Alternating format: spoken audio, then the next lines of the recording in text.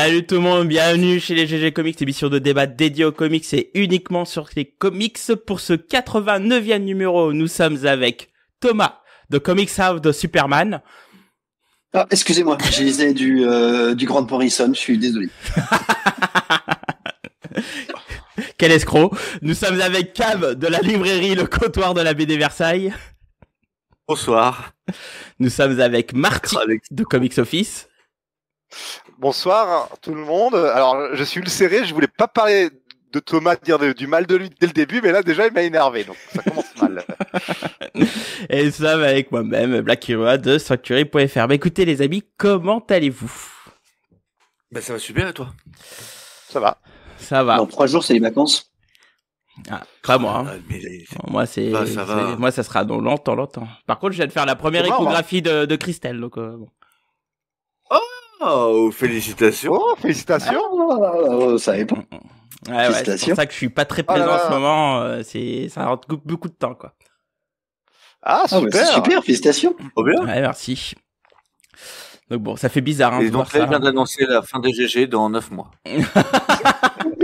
Non, ça sera mon évacuation pour dire ouais, j'ai podcast ce soir. Il pleure, ouais, nourris-le, c'est bon, je suis occupé. Ça va être le contraire, il va doubler les émissions. Mais c'est pas moi qui veux, c'est eux qui veulent. J'ai peur de l'enlever d'enregistrer. Bon, on fait une émission soir, vous êtes fait dur là.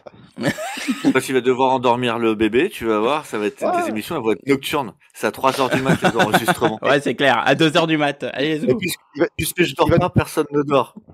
Il va nous culpabiliser. Ah, vous voulez pas faire d'émission? Moi, avec un gosse, j'arrive pourtant. Hein.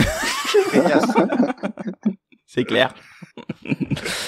Bon, bah écoutez, pour ceux qui arrivent, merci. Pour ceux qui arrivent aujourd'hui sur ce podcast, sachez que c'est la suite du précédent, puisque sur le précédent podcast, nous avons parlé du coup précédent avant le précédent. Non, le précédent c'était un Pal Rider, donc je compte pas. C'est un spin-off, tu vois. C'est les gens ils écoutent peut-être à la suite. Peut-être, mais les podcasts communistes, tu vois, on les met sur le côté comme ça. Ça c'est bon, c'est pour Mao Zedong. Mais là on est vraiment dans le GG Comics, le pur, le vrai, tu vois, l'original, tu vois, le 100%. Ouais. Non, pas communiste, non, et ni républicain. Nous on est du centre, tu vois. Ouais. Oh, enfin ça veut plus rien dire. Voilà, on est apolitique. Exactement. On pleure peut-être on pourra peut-être plus acheter de comics ou très très cher. C'est vrai. Mais en VO, ça va être compliqué, ouais. Et là, ça va envoyer du lourd au niveau des douanes et tout. Laisse tomber. Enfin bon. On laisse Trump dans ses conneries. En tout cas, c'est la suite du précédent. C'est la deuxième partie de la trilogie des auteurs britanniques, puisqu'on était sur la vague Vertigo, donc des années 90 à 2005. Alors, donc, sachez... Si vous suivez, ça fait la partie numéro... 2. Merde. 2.2. Donc, sachez que pour information, on avait 12 auteurs à aborder, et au premier podcast, on en a abordé 3. En 2 heures. 3 pour 4 chroniqueurs. Sachez que celui-ci... C'est celui où il y a Voldemort. Exactement. Voldemort et mini Voldemort, donc Ouais. Voldemort et Nenigi. C'est exactement ça. Et donc écoutez, on va essayer d'en faire un maximum. On fera pas de partie 3, on va essayer de condenser avec celui-là, quitte à ce que je dise on arrête le podcast là et puis basta quoi. Oui, tu disais Thomas. Oui, je disais que c'est bien de citer comme référence J.K. Rowling pour montrer ça. C'est bien. C'est pas faux. Bref, écoutez, on va commencer tout de suite. Dans le précédent podcast, j'ai présenté aucun auteur. Je m'y attendais pas. Je voulais glisser en 5 minutes Voldemort, mais malheureusement c'est tombé sur moi. Et bien écoutez, je vais parler donc de Neil Gaiman, qui, malgré son statut actuel, qu'on parlera évidemment à la fin de sa partie, est une personne évidemment très importante pour cette vague-là, puisque Neil Gaiman, pour ceux que vous savez pas, c'est un auteur anglais, qui est né en 1960, pas 64, puisqu'il a 64 ans aujourd'hui. Donc c'est un auteur qui a commencé comme journaliste. Je vais pas vous faire toute sa biographie, j'ai pas que ça à faire. Mais ce qui est important, c'est de savoir que c'était un journaliste. Il a commencé par faire des biographies en imitant des styles. C'est ça qui est assez intriguant. Et il est arrivé par les comics parce qu'en fait, il a lu un jour du Alan Moore. Il a trouvé ça génial. Et donc, que dis-tu, Cab? Rien. Je ne dis rien. Ah, ça va être le... ça va être ça tout le long. Il va bouger la tête. Ça va être pratique pour le podcast. Ouais, c'est clair. Donc pour ceux qui nous écoutent en podcast, Cab me regarde en faisant le nom de la tête comme ça, mais pourtant c'est exactement ça, quoi. Pourtant, je ne dis pas de bêtises pour l'instant. Ah, mais j'essaie d'imiter Thomas, j'ai pas encore trouvé le il faut que je trouve la bonne gimmick. J'y suis pas encore, je travaille. Le problème, c'est que t'as une barbe, donc le mouvement, les lèvres sont moins bien. C'est vrai. Je sais. Donc pour revenir sur Neil Gaiman, donc il est arrivé par les comics en lisant en fait du Alan Moore. Il a trouvé ça génial et en fait il a fini par rencontrer Alan Moore dans une convention et par la rencontre, bah du coup ça lui a donné envie d'écrire des comics et c'est là que notre cher Neil Gaiman s'y est mis. Alors il a commencé d'ailleurs. Alors, je sais plus s'il a rencontré dès le début Karen Berger, dont on a parlé longuement dans le précédent podcast, mais il est tout de suite arrivé chez DC avec une série qui s'appelle Black Orchid que je n'ai pas lu, malheureusement. Pourtant, j'ai lu le synopsis, j'attends qu'un jour Urban le publie, mais je pense que ça va pas le faire. Publié, hein. Oui, mais pas chez Urban. Ah bah oui, mais ça, il faut suivre aussi quand ça sort. Oui, mais à l'époque, je ne lisais pas des comics. À l'époque, je lisais Dragon Ball et Senseiya. Fous-moi la paix. On n'y peut rien, ça. Pas de bol. Si tu veux, je te le prête. Je l'ai. Ah, pour le coup, je veux bien. Mais est-ce qu'il faut pas faire un autodafé? Mais bon, là est une autre question. Non, on fait jamais d'autodafé. Alors, écoutez, je vais vous laisser. Je suis fatigué. Hein. Je pars de cette émission. Mais donc j'ai jamais lu Black Orchid. Si tu l'as lu, Cab, je veux bien que t'en parles 5 minutes après que t'aies fini de te moucher. Alors, c'est très urbain de ta part. Pour le coup, j'ai dit que je l'avais. Bon, ça t'a pas laissé un grand souvenir apparemment, quoi. Je l'ai lu il y a quand c'est sorti, je crois que je l'ai jamais relu et ça m'a pas laissé un souvenir impérissable. Mais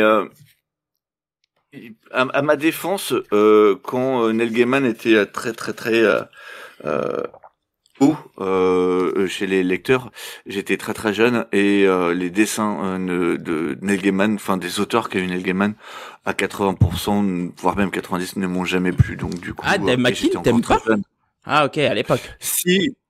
Alors Dave McKean, j'ai pas aimé tout de suite. Il m'a fallu du temps. Ouais. Mais rien que sur Sandman, enfin t'as d'autres auteurs que Dave McKean et certains sont très bons et sont des auteurs que j'aime beaucoup maintenant. Mais il y en a plein qui sont des mecs qui sont devenus complètement inconnus, quoi.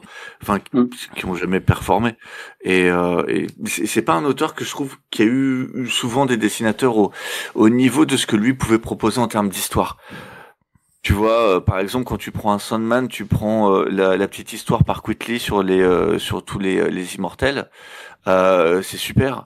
Moi, tu mets Quitley sur tout Sandman, je kiffe. Maintenant, c'est pas le cas. Ouais, je comprends. En tout cas, Black Orchid, c'était l'histoire. Bacalo sur, c'est Bacalo qui est sur Death. Oui, mais c'est sur Death uniquement. Je te parle de Sandman. Death, c'est pas Sandman pour moi. Sandman, ça arrive plus tard, les bons illustrateurs. Au début, c'est compliqué quand même. Bacalo, c'est vraiment... En plus, pour le coup, Bacalo, c'est génial sur Death parce que tu peux voir l'évolution de son style. Exactement. Il est pile à une période charnière de sa carrière et c'est vraiment très beau. Attention, on va pas parler de Bacalo qui est canadien, on va revenir sur Neil Gaiman et sur Black Orchid, moi je vais vous maîtriser parce que là ça va être compliqué, je veux pas qu'on fasse 4 heures. Bref. Est-ce que quelqu'un l'a lu Black Orchid? Non, mais bon, le synopsis c'était un personnage qui était assassiné. Non, je fais vite fait le synopsis, c'était un personnage qui était assassiné et qui renaît en tant qu'une créature mi-hybride, mi-humaine, de ce que me dit en tout cas Wikipédia. et moi, bizarrement, c'est une œuvre, on m'avait dit, si t'aimes bien Neil Gaiman, essaie de la trouver, etc. Moi, à l'époque, j'avais trop de trucs à lire. Mais il paraît que c'est très bien. Mais bon, passons pour que maintenant, ta pile à lire est toute petite. Oui, dans mes souvenirs, c'est un peu, en fait, il commence un peu comme Alan Moore, justement, c'est-à-dire que Black Orchid est très végétal comme personnage dans mes souvenirs. Et donc, du coup, t'as un côté un peu Swamp Thing, mais sans l'être. Bah apparemment, enfin j'ai vu des planches où ça croise même Poison Ivy et tout, parce que c'est un personnage de DC Comics pour le coup. On l'a même vu dans un anime, Black Orchid, je sais plus lequel maintenant. Oui, on l'a recroisé plusieurs fois. Grant Morrison l'utilise dans Final Crisis. C'est un personnage de DC qu'on voit, qu'on voit de temps en temps, quoi. Oui. Ouais, qui avait un temps en temps, oui.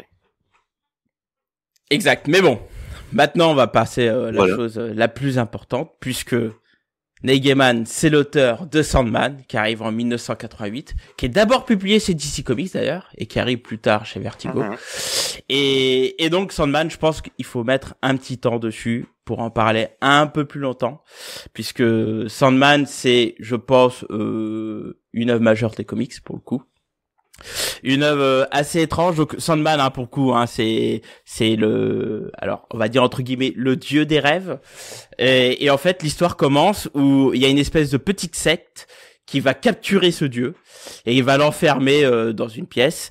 Et puis en fait, Sandman, il va mettre un certain temps pour se libérer de cette pièce et observer justement l'humanité. Et à travers cette saga, on découvre à la fois Sandman et l'humanité pour le coup.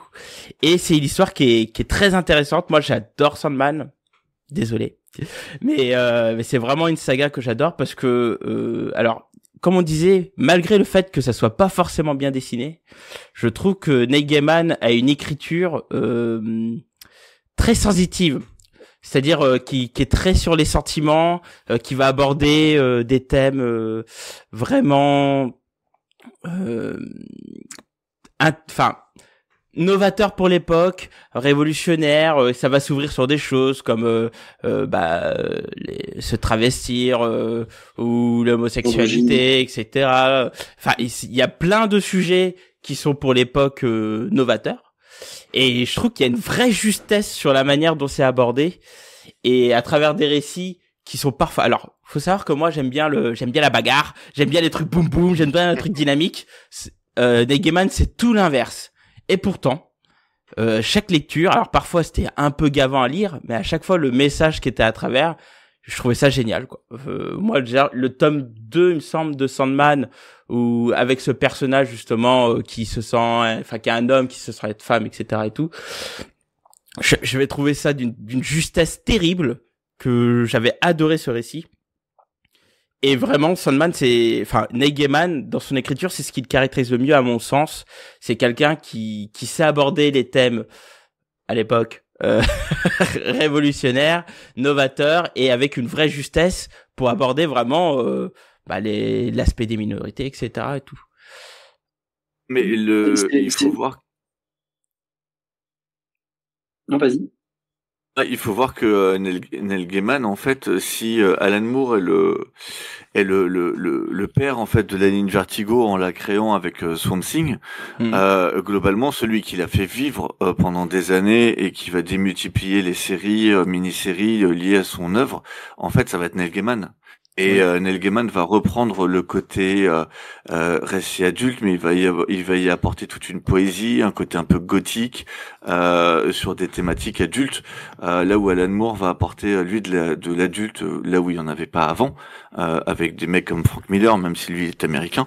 Mais Neil Gaiman va continuer dans la mouvance, mais y apporter un côté plus doux et plus beau entre guillemets. Tout à fait. C'est parce que ce que je trouve très bien, c'est qu'il y a à la fois un peu un truc conceptuel, puisque c'est un débat entre des sentiments, entre des idées, donc le monde des idées, et assez philosophique tout ça. Donc t'as quand même des références philosophiques et littéraires très nombreuses, mais en même temps c'est toujours au service comme tu disais, des sentiments de personnages, etc. Et donc moi je trouve que c'était l'équilibre qui était parfait. C'est que à la fois t'as des grands thèmes, mais en même temps c'est pas un traité de philosophie, c'est incarné par des personnages et t'es très intéressé de voir ce que deviennent ces personnages. Alors je trouve, c'est intéressant ce que tu dis parce que Sandman c'est quand même très philosophique. Parce que ce qui est intéressant dans Sandman, c'est qu'on suit finalement une divinité entre guillemets, parce que faut savoir que dans Sandman on parle pas vraiment de Dieu, si on en parle en parallèle, mais on parle plutôt on les appelle les infinis, qui sont plutôt des concepts de sentiments. Donc Sandman qui est les rêves, on a la mort, on a le désespoir, destruction, délire. Oui, t'as raison. Mais des concepts intouchables, tu vois. C'est des concepts forts et intouchables, que ça soit les rêves, la destinée, la mort. C'est ça. Et nous, on suit ce personnage de Sandman qui est à la base une entité qu'on a un peu rien à faire de l'homme, qui a pas trop de sentiments, etc. Et en fait, on suit son évolution, on découvre finalement un personnage qui commence à ressentir des choses, quoi. Et il y a vraiment toute une conception de la construction d'un avis, la construction de sentiments, il y a tout cet aspect-là qui est assez philosophique finalement au fur et à mesure, où ça fait quand même réfléchir, quoi, tu vois. Je veux dire, c'est pas des lectures de bagarre, quoi. C'est vraiment, on essaye de pousser des réflexions à se dire mais pourquoi il est comme ça, par quelle expérience il s'est construit, etc. et tout. Moi vraiment, Sandman, j'ai 3 épisodes qui font partie de mon top 10 de lecture ever des comics, quoi. Il y a un épisode, messieurs dames. Découvert tes sentiments. Non, alors c'est même pas vraiment sur les sentiments, parce que il y a 3 épisodes qui m'ont marqué. Le premier qui m'a marqué, c'est l'épisode du bar avec le fameux personnage où il lui donne l'immortalité et en fait il se rejoint au même bar tous les 100 ans, je sais plus. Et on voit en fait il lui demande qu'est-ce qui s'est passé pendant le temps où c'est pas passé. Donc c'est vraiment sympa. T'as évidemment c'est Prélude et Nocturne, je crois, ou non, t'as l'épisode où on voit une pièce de théâtre qui est incroyable, avec plein de divinités, etc. et tout. Et t'as le meilleur épisode, c'est l'épisode du rêve du chat, où ça, franchement les gars, c'est incroyable cet épisode. C'est là où Blackie a découvert son amour des chats. Non, j'étais déjà bien plongé dedans, mais franchement cet épisode qui, en plus, il sert à rien, quoi, mais dans la saga où on voit le rêve d'un chat, c'est incroyable. Tout l'épisode et autour de ça, et bon, voilà, c'est pour ça que ces êtres sont des vils salopards, mais en même temps tellement mignons. Je trouve que ce sont souvent les épisodes qui servent à rien chez Neil Gaiman qui sont sûrement les plus forts. C'est vrai. Parce qu'il prend le temps de raconter ce qu'il a envie, et en fait ce qu'il veut raconter à ce moment-là c'est du sentiment, ou il veut te faire ressentir quelque chose en fait, alors que les épisodes par exemple avec les cauchemars ou d'autres épisodes sont des épisodes où en fait il va vouloir faire avancer son intrigue. Tu vois, pour reprendre Death dont on parlait, Death, aucun des 2 épisodes ne sert à quelque chose, ils servent absolument à rien. Walou, ça t'avancera à rien, ça te donnera pas une clé supplémentaire. Par contre, à chaque fois, ils sont super bien. Ils sont super importants. Et ils te racontent vraiment quelque chose. Il y a vraiment un truc. Alors, c'est la saison des brumes, hein, l'épisode sur l'épisode de théâtre que j'adore. Mais oui, effectivement, Neil Gaiman, pour moi, c'est sa patte. Sandman, c'est vraiment tout un univers qui a été construit, qui est encore aujourd'hui exploité, même si je pense que ça le sera de moins en moins avec ce qui se passe actuellement. Mais vraiment, ça va être réécrit. Ça va être réécrit. Non, parce que là, Dark Horse, ils ont arrêté la série qu'il y avait. American God. Mais on parlait de Sandman. Non, on parle de Sandman là pour l'instant. Et la série Sandman, elle va être arrêtée. Elle a été arrêtée, c'est annoncé. Oui. Ah non. Mais en fait, Thomas, je pense qu'il parle de The Dreaming, en fait. Non, je parle du personnage de Sandman. En fait, Neil Gaiman, c'est déjà une réinvention totale qu'il fait, puisqu'au départ, c'est un policier de pulp. Oui. Et donc, il pourrait y avoir une 3e incarnation de Sandman, complètement différente, tu vois. Comme ça permet de garder le personnage. Oui, mais ça va pas être tout de suite. Le personnage est tellement lié à Neil Gaiman que la plupart des gens qui lisent Sandman ne savent même pas. Je veux dire, il faut être un bon lecteur pour savoir qu'il y a Sand avant, qu'il a fait partie de Justice League, c'est Wes Dustley, qu'il y a une série sur lui. Je te dis, là pour le coup, je pense qu'il va falloir attendre un petit moment avant de revoir du Sandman. Pour le moment, c'est trop toxique. Je sais pas, ça peut être aussi ça peut être une technique de DC pour faire oublier. L'œuvre restera, pour faire table rase et se débarrasser d'un. Ils le feront, mais pas tout de suite. Non, ils le font, ça sera bien plus tard. C'est bien, là, c'est beaucoup trop tôt et c'est trop toxique. Pour moi, il y a aucune chance qui refasse un Sandman tellement ce Sandman-là est trop ancré dans la culture comics, quoi. Alors, pour moi, il y a une chance à ce que ils laissent tomber un petit moment et après reprennent la franchise comme ils ont fait, avant qu'il y ait le buzz.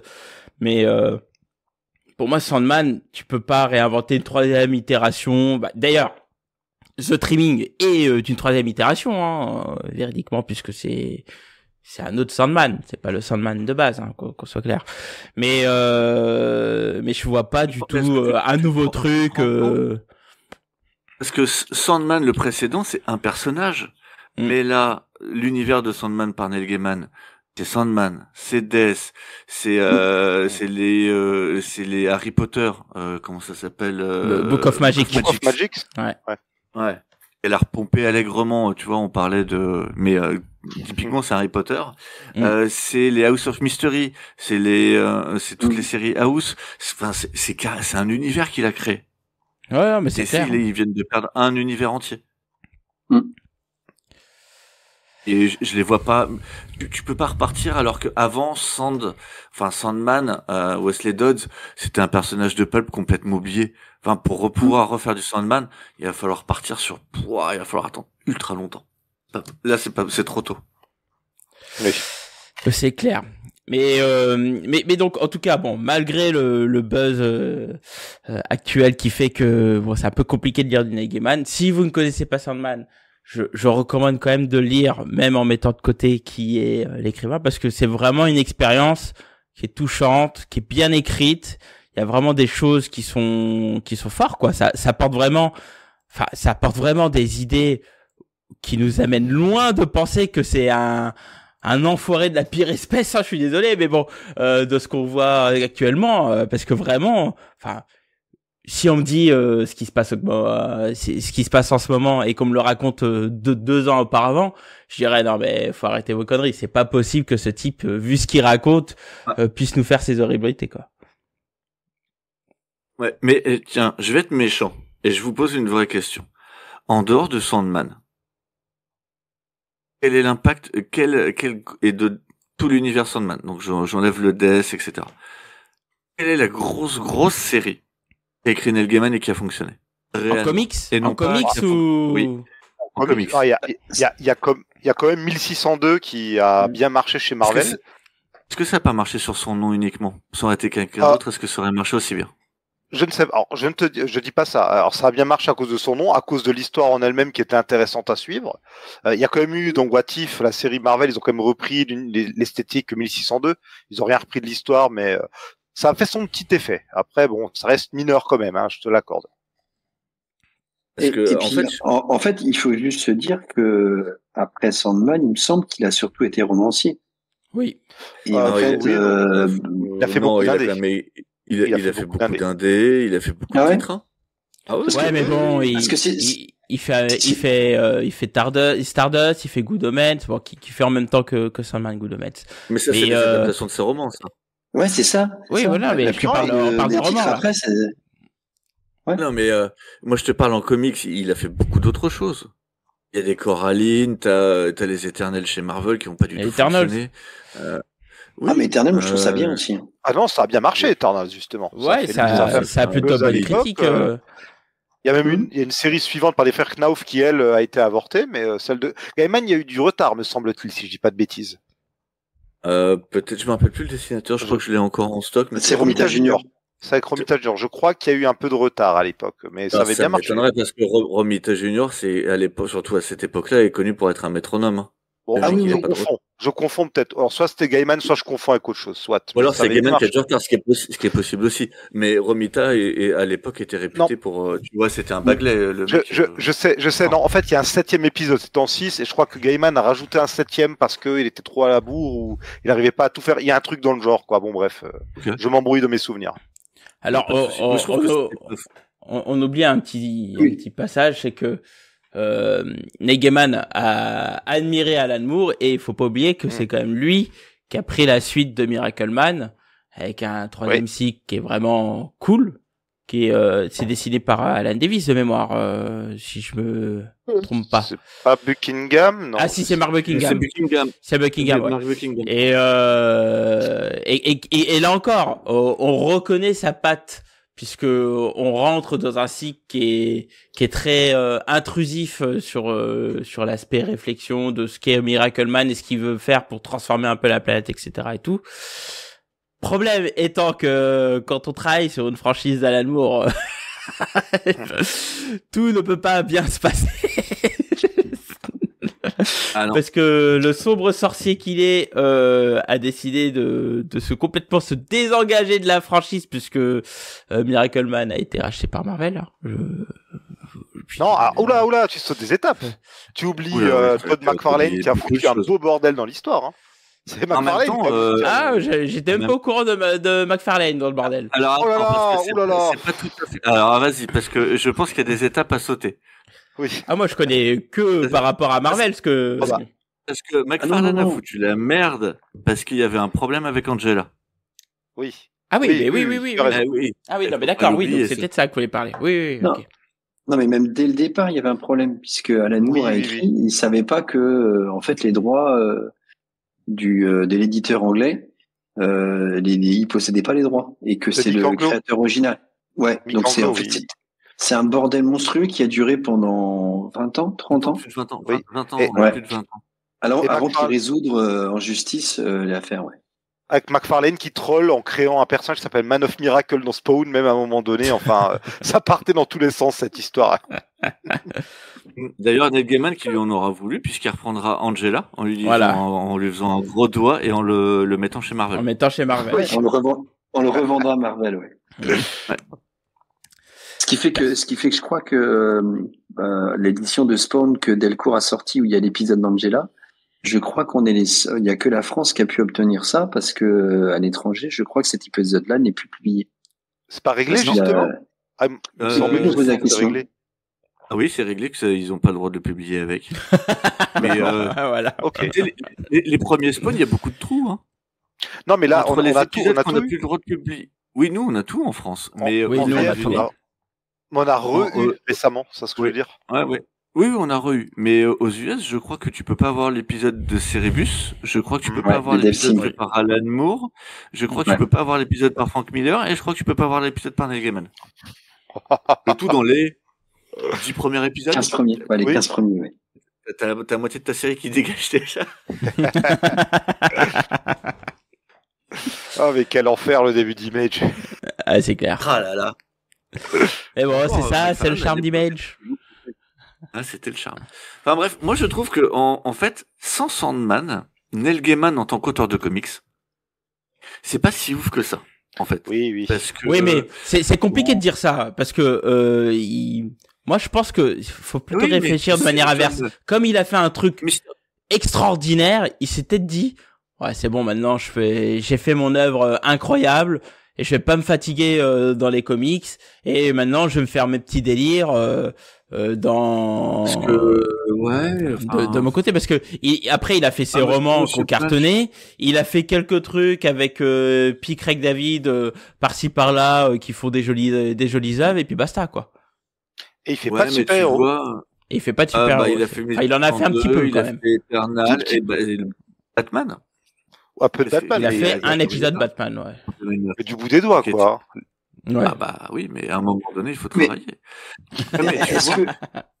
Est-ce qu'il vaut mieux pas être l'auteur d'une seule œuvre qui est excellente plutôt que d'avoir fait des œuvres moyennes un peu partout? T'en as plein comme ça. Chris Claremont, c'est l'univers des X-Men. Et avant et après. C'est monstrueux ce qu'il a créé, Chris Claremont. Enfin, pour le coup, et je suis désolé, je trouve qu'en termes de création pure et dure, Chris Claremont a créé plus que Neil Gaiman. Oui. En termes de création, je suis pas foncièrement d'accord. Pour moi, c'est difficile de comparer. Oui aussi, mais quand même. Parce que je suis désolé. Non mais attention, toute proportion gardée. J'adore Chris Claremont. Là n'est pas la question. Ce qu'il a fait sur X-Men, c'est incroyable, et tout, etc. Mais Neil Gaiman, il part de zéro, d'accord. Si ce n'est qu'il y a Batman une ou deux fois, voilà, super. Mais après, c'est tout un univers qu'il crée. Là où Chris Claremont va réutiliser les X-Men et tout, etc. et tout. Donc, enfin, il repart de zéro. Sa première équipe, t'as Cyclope et basta. Oui, mais on peut parler de technique narrative, quoi. Moi, j'adore aussi Chris Claremont, je trouve ça fantastique. Et Chris Claremont, je trouve mais c'est une adaptation du soap opéra à l'univers des X-Men, ce qui fonctionne super bien. Alors, Gaiman, t'as toute une déconstruction du super-héros qu'on oublie complètement. Ouais, mais ça va pas au niveau d'un Gaiman, quoi. Je suis pas d'accord, quoi. Mais putain, toute la période avec Dallas, la période australienne, après avec le crossover, retour avec les costumes, le mec a déconstruit le super-héros pour le reconstruire après derrière. Putain, moi je trouve ça incroyable. Non mais attention, j'adore ce que fait Claremont, là n'est pas la question, mais pour moi, c'est beaucoup plus puissant dans Sandman que sur les X-Men, quoi. Ah mais je parle pas de puissance, je parle de construction d'univers. Ouais, mais même dans la construction d'univers.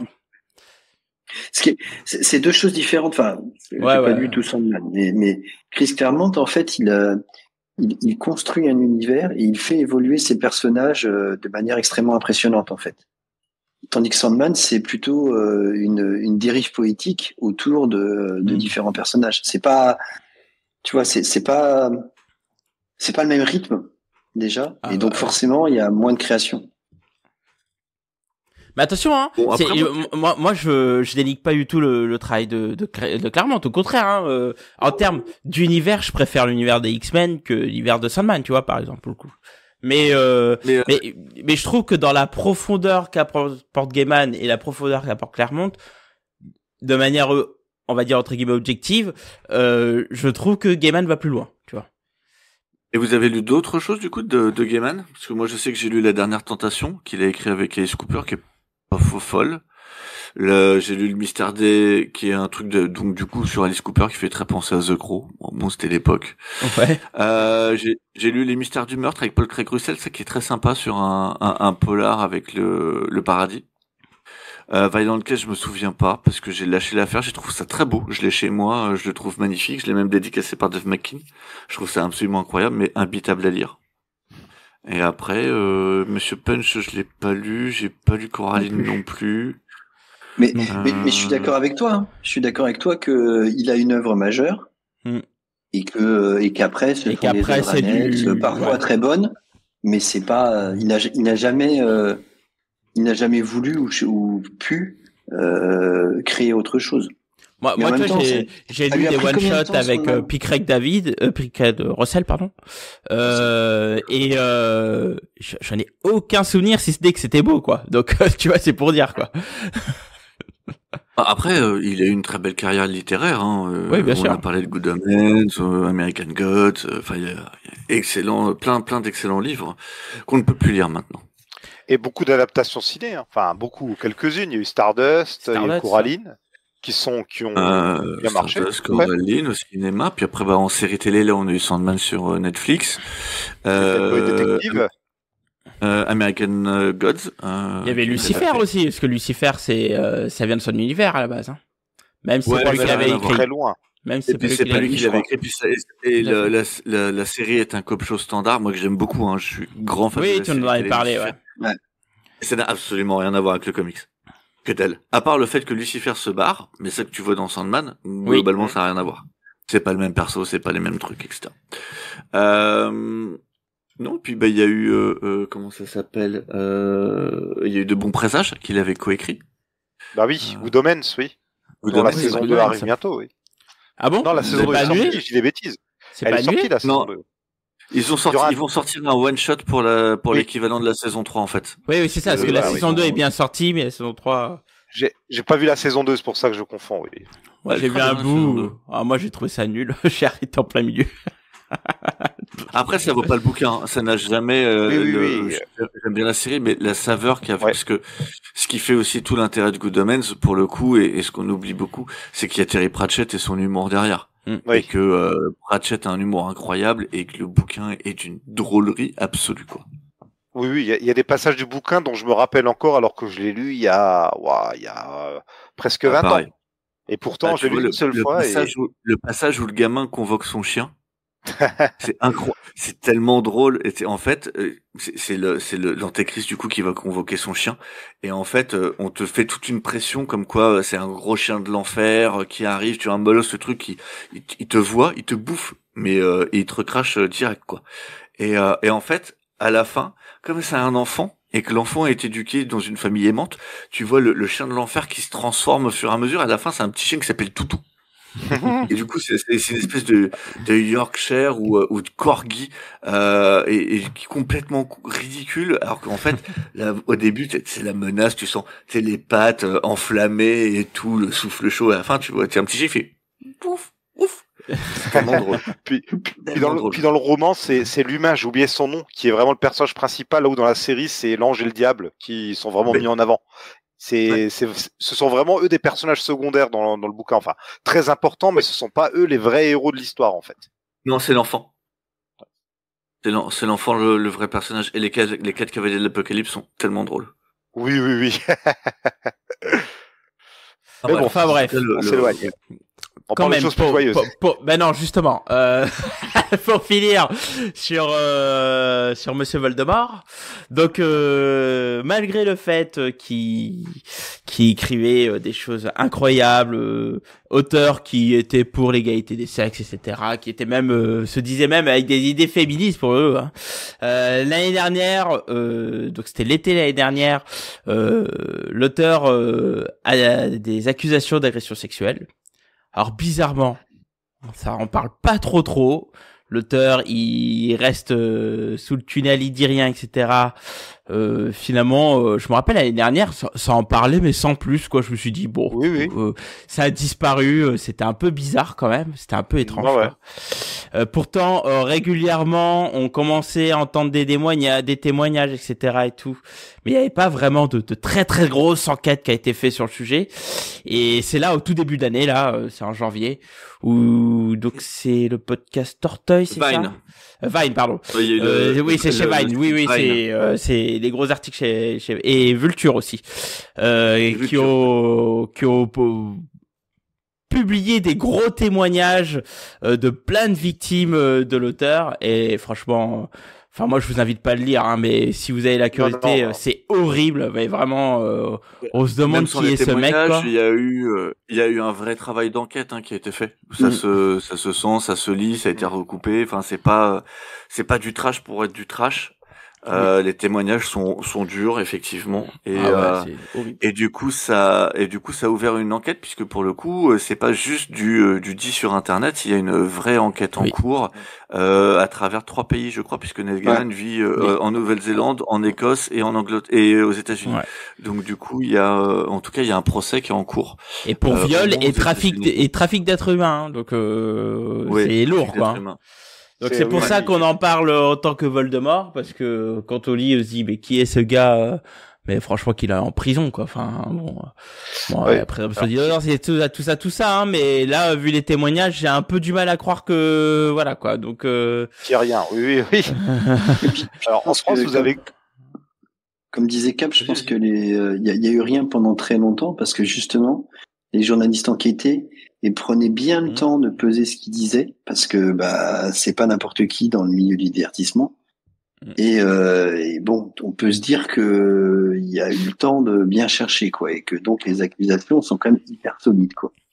Ouais, en France, on a Comics Blog qui déjà en septembre écrivait un article où eux-mêmes s'étonnaient, disaient depuis cet été il se dit des choses. Eux-mêmes disaient on n'a rien dit tout de suite parce que on était étonnés de voir une telle omerta qu'on s'est dit attends qu'est-ce qui se passe, on a préféré attendre d'être sûr et ils ont ressorti en janvier donc Arnaud et Corentin de Comics Blog ils ont fait des articles très documentés, très pro là pour le coup vraiment allez voir si vous vous intéressez super bon boulot Arnaud. Ouais, ils ont fait un super bon vraiment chapeau.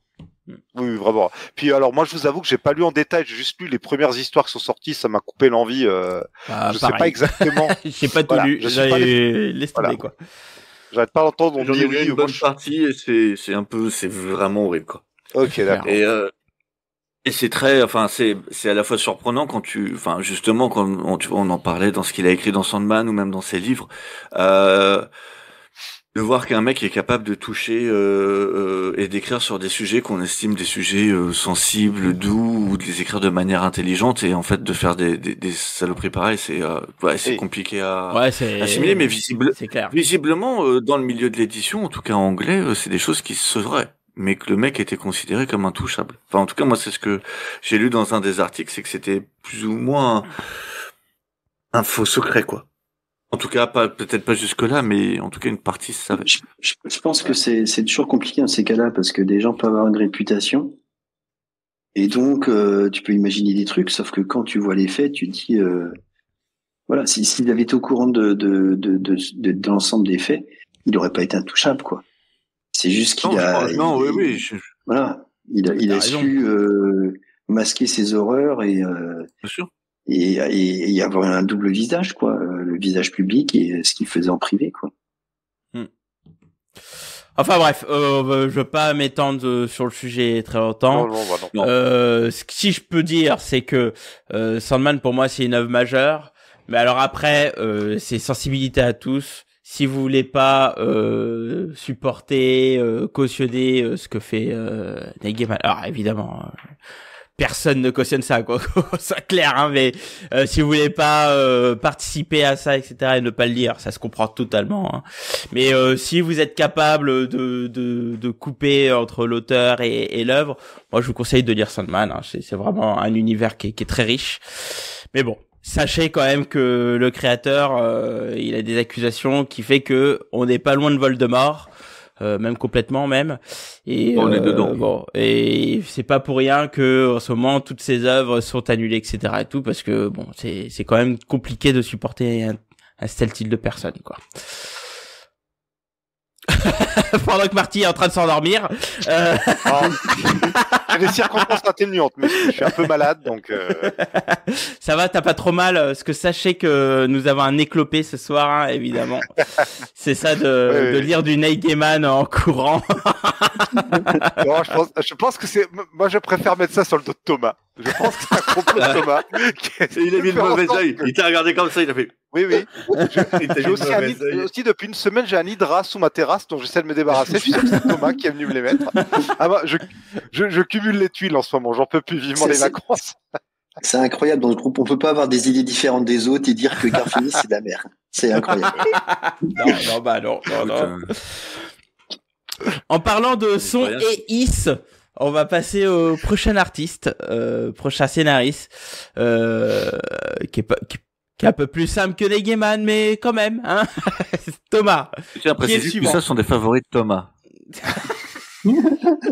Oui, dans le genre auteur qu'on adore et qui se révèle beaucoup plus sombre et néfaste qu'on soit allé. On va parler de Warren Ellis. Donc Warren Ellis, il a commencé dans les années 90. Comme souvent, il a commencé dans des magazines anglais avec Judge Dredd par exemple et des histoires de Doctor Who. Et assez rapidement, parce qu'en fait, comme on l'a dit, on est au moment de la vague britannique, donc en fait, les chasseurs de tête ont repéré assez rapidement son talent, et dès 1994, il arrive chez Marvel Comics avec une série Hellstorm, qui était le fils du démon. Ouais, incroyable. Alors ça, j'ai pas lu. Par contre, j'ai lu une partie de ce qu'il a fait après, c'est-à-dire sur Marvel 2099, où il s'occupait du Docteur Fatalis, et il a participé à faire de Fatalis en fait le maître de cette planète à cette époque, et tout un crossover qui a eu lieu à ce moment-là. Donc c'est vraiment là qu'il se fait remarquer. Et puis en plus, moi j'ai lu une partie dans des revues, mais j'ai hâte parce qu'il y a la grosse massue de l'omnibus qui sort, je sais plus quand est-ce que c'est, en juin ou en juillet. C'est bientôt là en tout cas. Oui, c'est avant la fin de l'année. J'en ai pris un pour moi parce qu'il me manque des épisodes. J'arrive pas à récupérer tous les 2099. Ouais, pareil. Et donc voilà. Ça va sortir pour le film, je pense. Non, avant. Pour le film FF. Oui, pour le film FF. Ça sort pour le. Oui, je pensais à Avengers Doomsday, pardon. Non. Et donc ensuite, il travaille sur Excalibur. Alors ça, j'ai eu quelques épisodes, mais j'avoue que le dessin était tellement immonde que ça n'avait pas marqué. J'aime bien, moi. Oh là là, moi, je n'arrivais pas. À l'époque, j'avais laissé tomber à cause de ça. Ce qui montre que j'étais pas au point. Et puis ensuite, il bascule chez DC Comics. Et je crois que Wildstorm était déjà chez DC à ce moment-là, ou il a d'abord été chez Image. Non, avant alors déjà, il fait Vertigo avant. Enfin, Vertigo. En fait, il fait Transmétropolitane. Ouais, c'est ça. Dont les premiers épisodes en fait ne sont pas publiés chez Vertigo, mais ça a été racheté après par Vertigo. Et en même temps qu'il fait Transmétropolitane, en fait, à ce moment-là, il va chez Wildstorm. Et du coup, il va commencer à écrire les séries. Il y a eu Deviant, pas Deviate. Il y a eu Deviate d'abord, et puis qui est pas mal.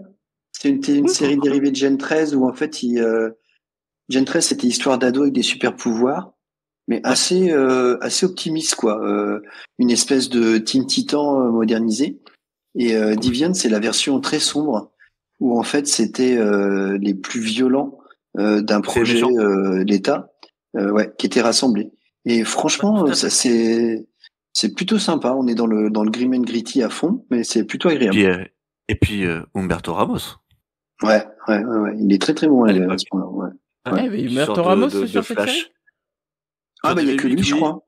Il y a que lui, il sort de Flash à ce moment, enfin d'Impulse en fait, et de. Ouais, d'Impulse. Et en fait, il va directement sur DV8. Ouais. Et donc comme tu disais, après il arrive sur Stormwatch. Et là vraiment, enfin moi c'est ce que je préfère.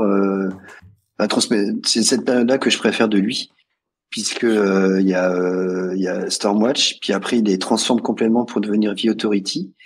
Et c'est une déconstruction en effet du super-héros où en fait comme c'est les êtres les plus puissants de cet univers, la question c'est est-ce qu'ils ont le droit d'intervenir dans les affaires des États, etc. et quelles conséquences ça a. Donc c'est vraiment super bien.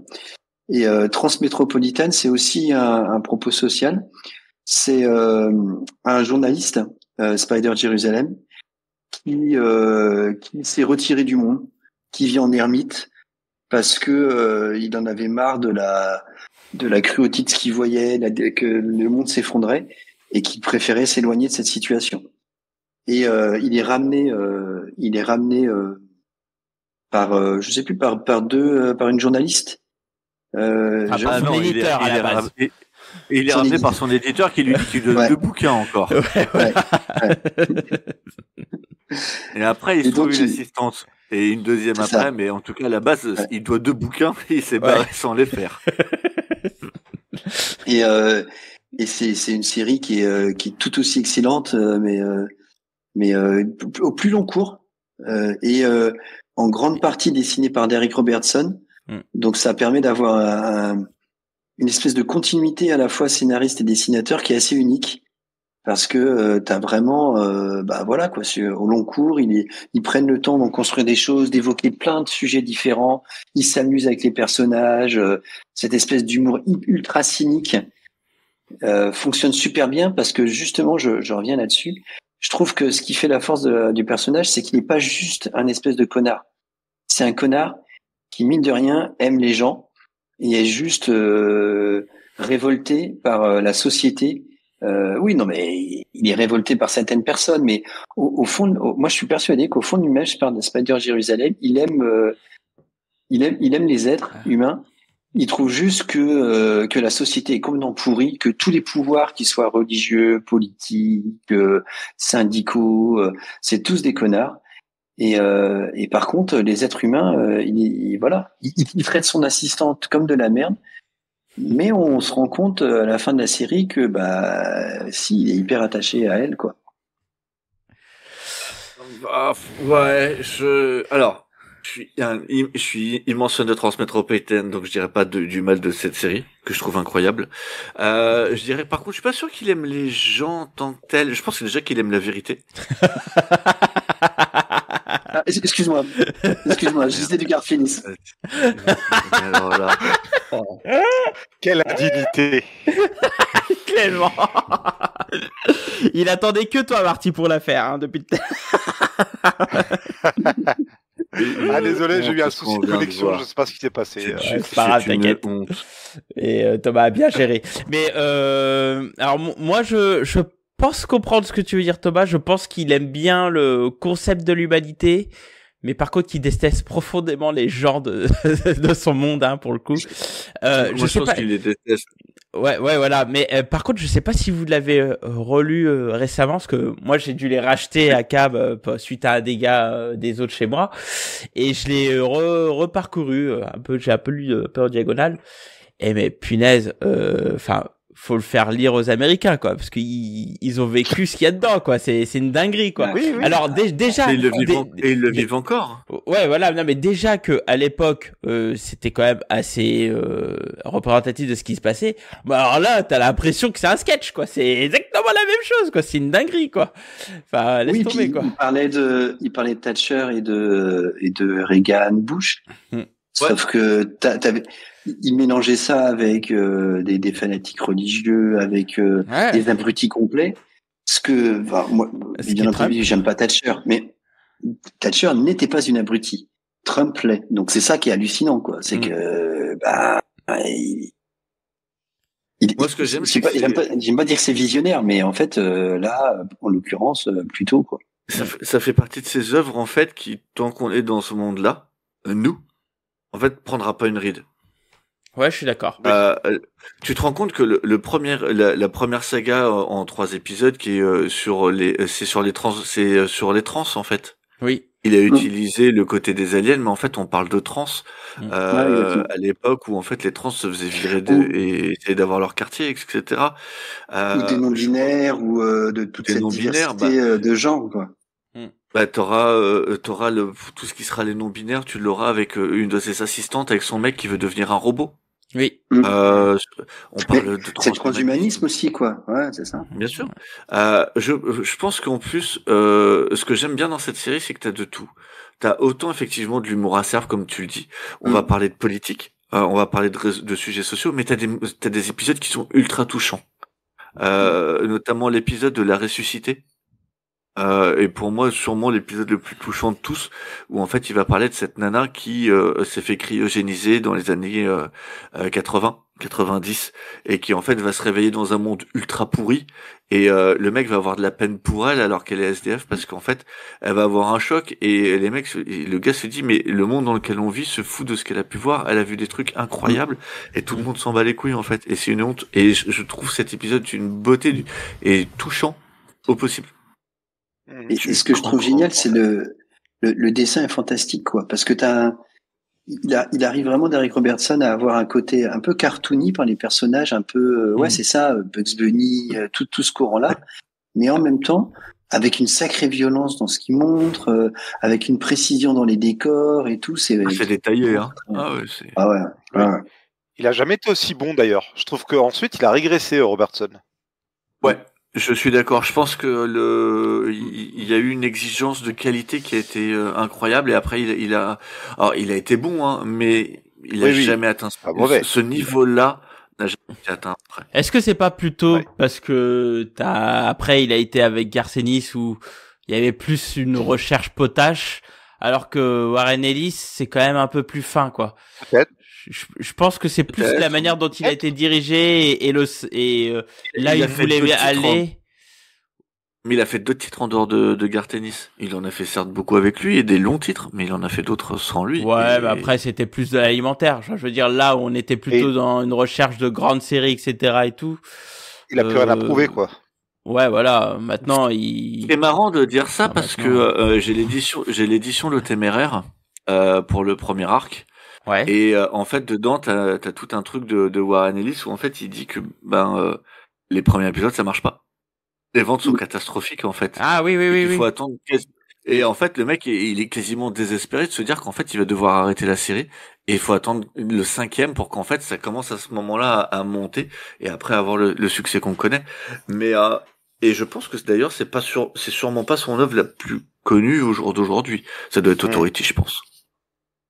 Oh non, après il a pas eu d'adaptation, quoi, mais oui. Moi j'aurais dit Planetary, tu vois, mais C'est vrai que Ellis, pour un mec qui a produit autant de chefs-d'œuvre et qui lui-même a un pied dans le monde de l'audiovisuel, c'est étonnant qu'il n'ait pas eu d'adaptation de ses œuvres encore. Quasiment pas. Ouais, mais peut-être parce que lui, ce qu'il fait, c'est trop compliqué, si ce n'est qu'il a fait Extremis, hein. Enfin, bon, on en parlera peut-être plus tard, mais... Oui, il y a ça, c'est une exception, oui. Mais... si, il doit y avoir Global Frequency devait être adapté. Oui, ça a été... Non, il y a eu un pilote ou une saison, je sais plus. Où il y a eu des pilotes, je crois. Il y a eu plusieurs pilotes, il me semble. Ouais. Mais non, c'est pas un homme qui a été adapté. Mais après, et tu vois, il est mis dans la British Invasion parce que c'est un auteur anglais. Mais je le disais en off tout à l'heure. Mais je le vois pas comme un auteur de la British Invasion. Pour moi, la British Invasion, c'est DC, c'est Vertigo. Et en fait, Warren Ellis, il a quasiment rien fait chez DC, quasiment rien fait chez Vertigo. C'est un homme de Marvel, en fait, avant toute chose. Et après, enfin, de Wildstorm, parce que c'est là où il est le plus connu. Et après de Marvel. Mais en plus, il a commencé chez Marvel.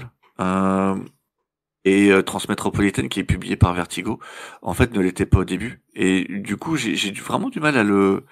Alors attention, parce que à la base, c'est quand même publié chez Helix, qui était une branche de DC, hein, quand même. Hein. Donc c'est pas pour rien que c'est parti chez Vertigo, quoi.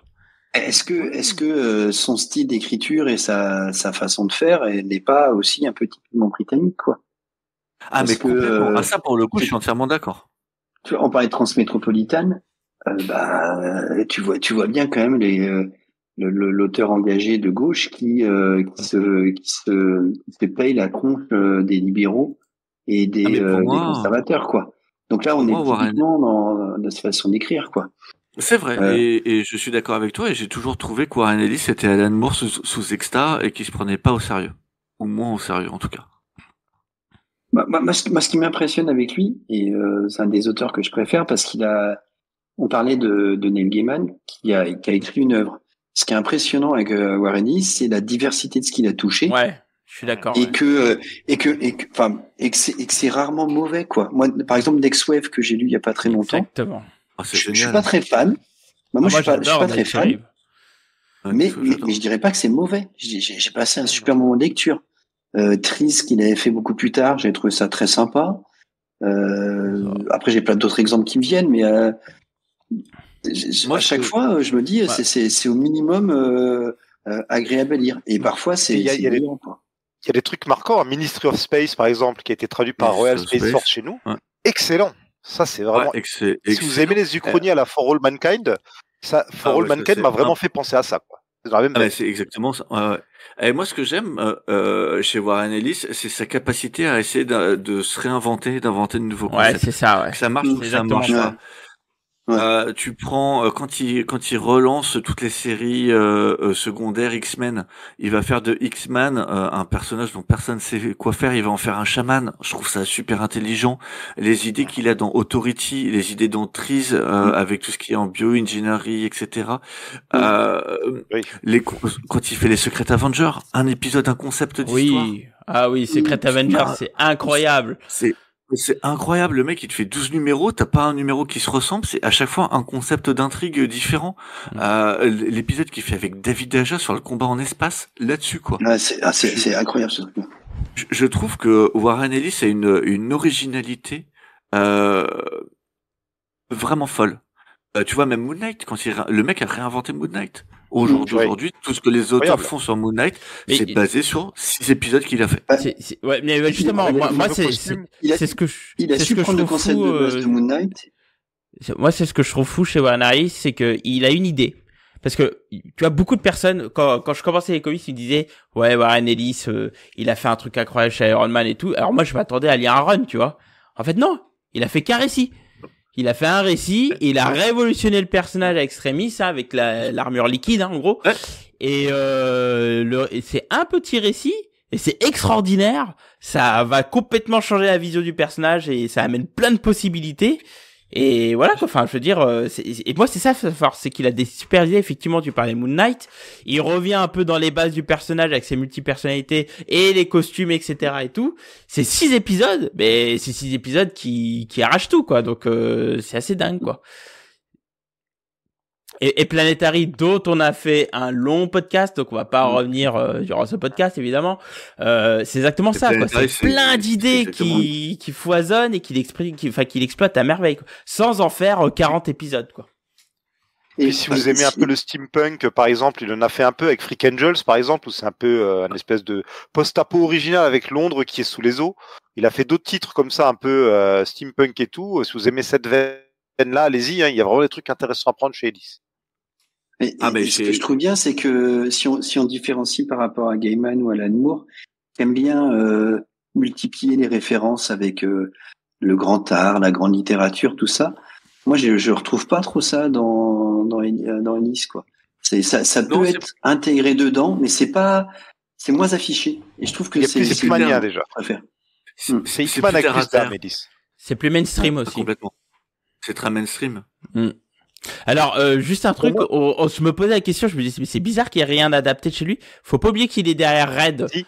Le fameux film avec Bruce Willis, là, où c'est des retraités qui reviennent...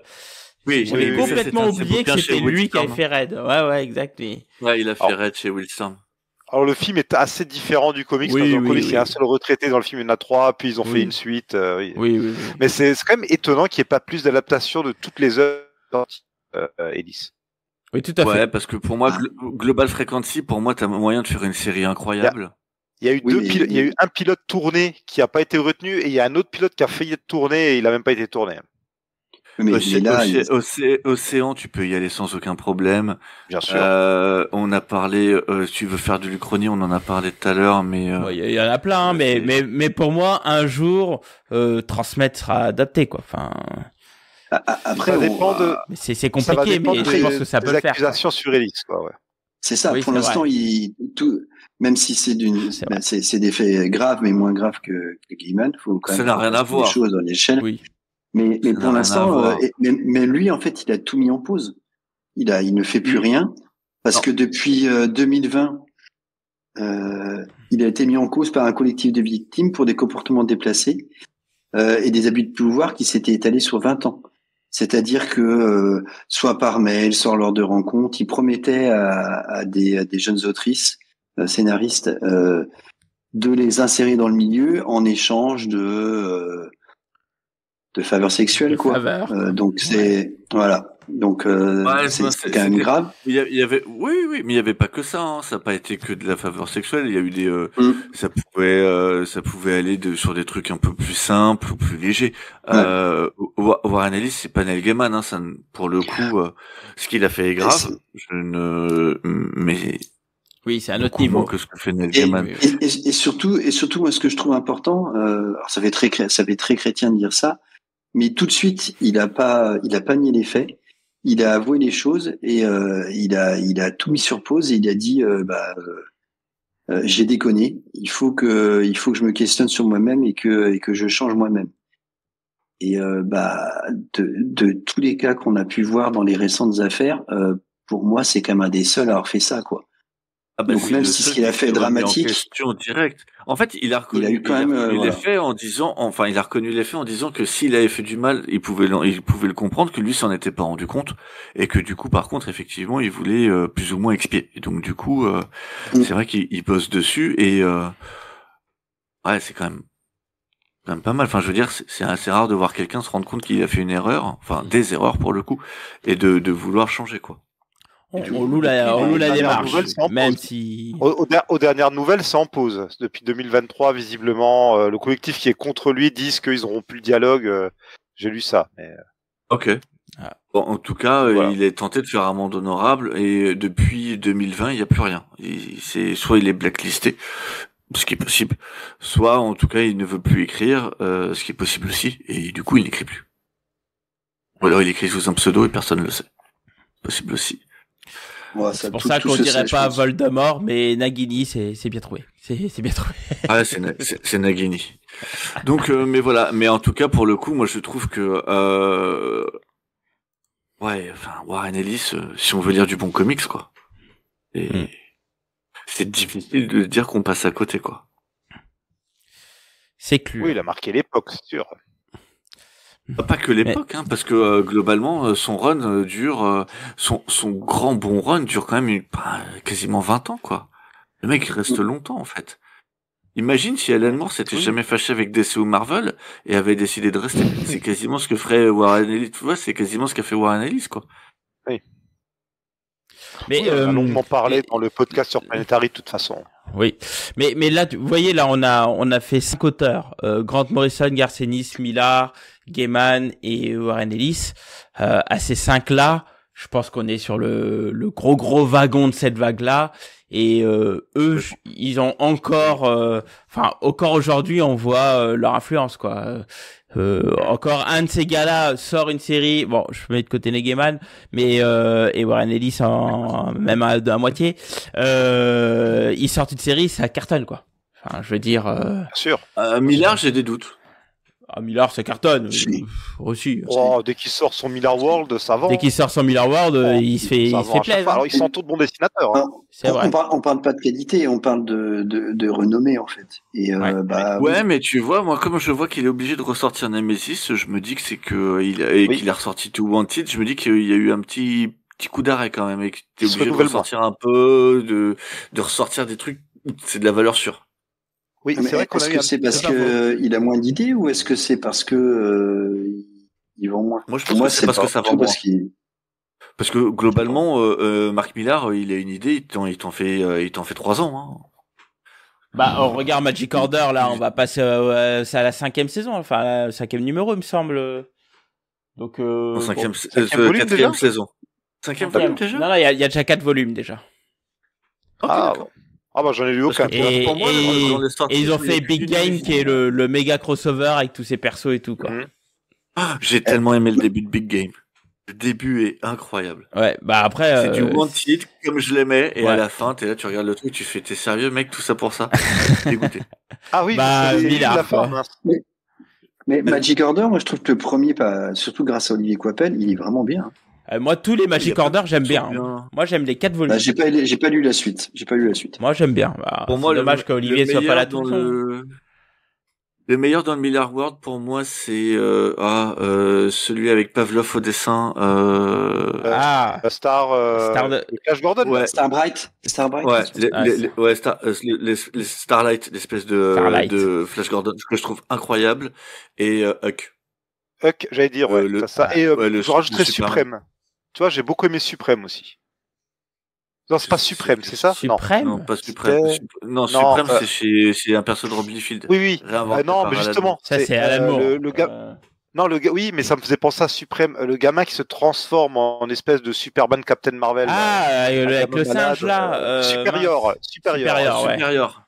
Ah, j'ai pas aimé Supérieur. Je suis pas un fan de. Non, c'était pas les Liu au dessin? Oui. Si, les Liu, ouais, c'est ça. J'aime pas les Liu. Je comprends. J'aime pas toujours non plus. Moi, j'adore. Pas du tout fan de son style. Mais c'est vrai qu'avec Starlight et Huck, il nous a montré il y a 10 ans, je crois maintenant déjà, qu'il était capable de finesse, finalement, Millar, un peu d'humanité. Et ça lui a échappé. C'est dommage. Ah, c'est con, hein. Il est pas passé loin. Ouais. Enfin bref. En parlant de Millar, on pourrait parler de son dessinateur. Sauf si tu veux parler. On a déjà parlé de. On va pas reparler de Millar, on va passer à la suite. Oui. Justement, je te propose de parler de son dessinateur. Ah non, mais on va faire le dernier auteur que je vois là et après on passera au dessinateur. Donc Marty. Ah, je te proposais une transition. Alors, tu veux faire ta transition, Cab? Je t'en prie. Non, je t'en prie, Marty. Après toi. Donc oui, on passe sur un dernier auteur. Alors, c'est pas le plus connu du lot, c'est Paul Jenkins. Alors ça, c'est un nom sans doute qui vous dit quelque chose. Hein.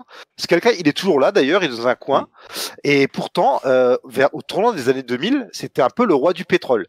C'était quand même Monsieur Wolverine, les origines et la fin, Monsieur Sentry, les Inhumains où il a gagné Nightster.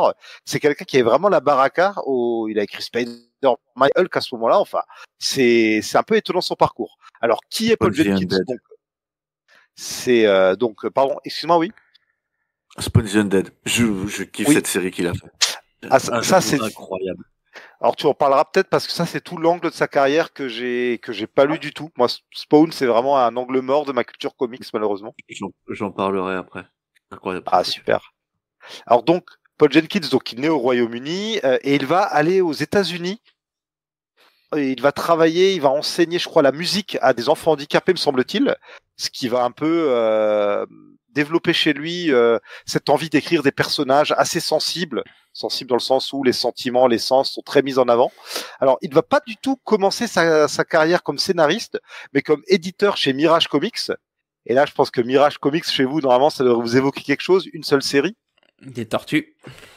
Bah oui, les Chevaliers d'Écaille de vinyle. La deuxième personne avoir été employée chez Mirage, me semble-t-il, et donc il va bosser sur les Tortues Ninja, ce qui va lui permettre de voir un peu l'envers du décor et de mettre un pied dans le showbiz, puisque les Tortues, grosse explosion très rapidement en 87-88, le dessin animé, les jouets, le cinéma, ce qui fait que Jenkins d'emblée il voit un peu ce qui se passe en dehors du monde des comics. Il va continuer ensuite toujours à être éditeur. Alors c'est quoi? C'est Tundra Publishing, je crois, un truc dans le genre fondé. Pardon? C'était parti loin pour aller chercher celui-là. Ah ouais, non, mais parce que attention, il va éditer des gens comme Alan Moore quand même. Sur. Ouais, Alan Moore, il a fait tous les trucs. Alan Moore fait du fanzine actuellement, qu'il publie, qu'il imprime lui-même chez lui. Faut pas critiquer la seule personne qui a fait des recherches ce soir quand même. C'est pas faux. Je suis là en plus à devoir vous supporter au sarcasme alors que je suis sous médicaments, vous voyez. Alan Moore va vous lancer des sorts, vous allez voir. Et donc Paul Jenkins, pendant quelques années, ouais, peut-être un peu moins de 10 ans, il est éditeur, il est dans plusieurs petits éditeurs, et il va finir par se vendre lui-même à une Comic-Con et se retrouver sur Hellblazer, alors qu'il n'a jamais écrit ou très peu. Je crois qu'il a écrit vite fait un ou deux comics pas vite fait, et il va se retrouver à faire un run juste après Garcenis en plus, qui est quand même Garcenis, c'est le gros run du moment. C'est une grosse rampe de lancement pour lui, pour sa carrière, on en a parlé la dernière fois, et donc passer derrière Ennis, c'est pas simple, et pourtant il va s'en sortir pas trop mal, le père Jenkins. Il va être un peu dans le sillon d'Ennis, il va être moins farfelu, on va dire, il y aura moins le côté grotesque, mais on va rester John Constantine, c'est quand même un personnage qui reste constant suivant les runs. Il va injecter sa propre patte, il va parler, alors notamment le premier arc se passe avec des aborigènes, c'est un peu surprenant quand on se retrouve, on passe de l'Angleterre poisseuse sous Ennis à l'Australie. Il va écrire un long run quand même, vous avez 2 gros volumes chez Urban qui reprennent tout ça, où il va développer la vie amoureuse de Constantine, qui va retrouver une nouvelle amoureuse. Il va totalement renouveler le cast. Constantine, pendant une grosse majorité du run, il vit avec un couple d'amis dont c'est un ancien punk de la période où John Constantine était chanteur punk. C'est vraiment un run que je vous invite à découvrir, qui est pas le plus connu de la série, et pourtant il vaut le détour. Et c'est fort de ce run assez auréolé de succès qu'il va aller chez Marvel. Et puis Marvel, il arrive en 99 chez Marvel, c'est la période de Marvel Knights, le renouveau de l'éditeur grâce à Joe Quesada et Jimmy Palmiotti, et c'est là où il va écrire une série que personne n'attend au tournant, à savoir Inhumans, quand on voit les titres qui sont lancés sur Marvel Knights, à savoir Daredevil, Black Panther, Punisher et Inhumans. Inhumans, c'est vraiment le parent pauvre. Et pourtant, avec Jay Lee au dessin, il va sortir une série en 12 épisodes qui va cartonner au point d'obtenir un Eisner, qui d'ailleurs est, je crois, le premier Eisner que Marvel gagne depuis des années et des années. Et puis, surtout pour lui, qui est un auteur qui a peu de séries au compteur, c'est un peu un exploit. Donc, si vous avez jamais lu cette série, jetez-y un œil. C'est une série qui parle notamment du poids du pouvoir, vu que c'est centré sur Black Bolt, le roi mutique des Inhumains, qui ne peut pas parler puisque sa voix est comme une bombe atomique, il détruirait tout. Et c'est donc quelqu'un qui doit en permanence se contrôler tout en gérant une société politiquement un peu problématique quand même, avec un petit peu d'eugénisme. Voilà, sans compter que il y a en permanence la terre entière qui veulent leur faire la guerre. Là, il y a Namor aussi. Il y a son frère Maximus qui, comme toujours, est en tôle, mais tire les ficelles, ça en devient ridicule. Dans chaque run des Inhumains, il y a Maximus en prison qui tire les ficelles, il obtient le pouvoir et à la fin, on lui tape sur les doigts, on le remet en prison. Et ça en devient ridicule. Et donc, c'est télé. Voilà. C'est vrai. Et donc, et puis après ça, il peut faire ce qu'il veut. On lui dit, fais ce que tu veux. Et il va faire ce qu'il veut. Il va notamment, en 2000, sortir un petit projet qu'il traîne, qu'il a inventé à l'époque de Mirage. Vertigo n'en a pas voulu. J'ai découvert ça. Un petit truc qui s'appelle Sentry. Ouais, oui. Je sais pas si vous en avez entendu parler de Sentry. Un petit peu. Sentry, oui, mais j'ignorais que Vertigo n'en avait pas voulu du projet. Ouais. Visiblement, ouais. Ouais. Okay, donc c'est un projet qui se traînait de longue date. Donc Sentry, cette espèce de pseudo Superman qui aurait été inventé par Stan Lee et un certain dessinateur Artie Rosen et oublié dans un tiroir et qui aurait été redécouvert d'après un faux article de Wizard en 2000 et qui. C'était la promo de l'époque, ça. Ah mais génial comme promo, incroyable. La promo incroyable. Ouais. C'est pas aujourd'hui qu'ils font ça. Hein. Le problème. Quesada, la promo. Ouais, oui, ça se sent. Et puis surtout, ça, tu le fais une fois, tu peux plus le refaire. Je veux dire, tu le fais une fois, tu le fais pas deux, quoi. Et puis, sortir un faux dessinateur, à l'époque, pas grand monde n'a Internet ou avec les vieilles connexions, là, tu vas pas rechercher qui est ce bonhomme, quoi. Oui, c'est vrai. C'est clair. Avec une fausse photo. D'ailleurs, il y a même une fausse photo, je crois que c'est quoi? C'est Sam Rosen, le lettreur, là, de Marvel des années 60, c'est ça, non? Ouais, c'est ça. Ouais, mais je vois que Thomas a l'air désapprobateur. Non, je disais que je crois que c'est Will Eisner qui l'avait fait aussi. Quoi, dans le Spirit, il avait inventé aussi des fausses auteurs. Et quand il crée, l'invention de faux auteurs, il y a eu, mais là en fait on parle quand même là le pitch de départ, c'est-à-dire que c'est un personnage qui a été écrit par Stan Lee, qui a été oublié à l'époque du tout début Marvel en fait, ce qui à l'époque pouvait être possible. On parle période juste un peu avant Spider-Man, donc jouable. Oui, c'est l'époque des FF, quoi. En gros, il a lancé les FF et à côté, il créait ce personnage et finalement, ils l'ont pas lancé, quoi. Et on l'a retrouvé, on se dit, tiens, ce serait dommage. Il y a ce jeune Jenkins à qui on donne ça, lui qui est auréolé de succès. Et titre un peu méta, puisque c'est un personnage qui a oublié qui il était, mais il a toujours été là.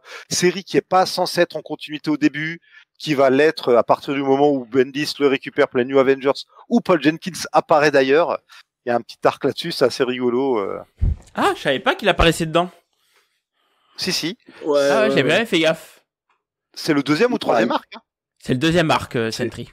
C'est le deuxième arc dans New Avengers. C'est le deuxième arc. Ouais, avec Paul Jenkins, sa femme. Non, ou c'est la femme de Sentry qui va chercher Jenkins. Enfin, il y a parce que c'est censé être un personnage. Parce qu'en fait, on va chercher Paul Jenkins. Il dit mais c'est un personnage de BD que j'ai créé, quoi. Oui. Après, dans l'univers Marvel, depuis les années 60, il y a les comics Marvel qui sont censés reprendre les aventures des héros.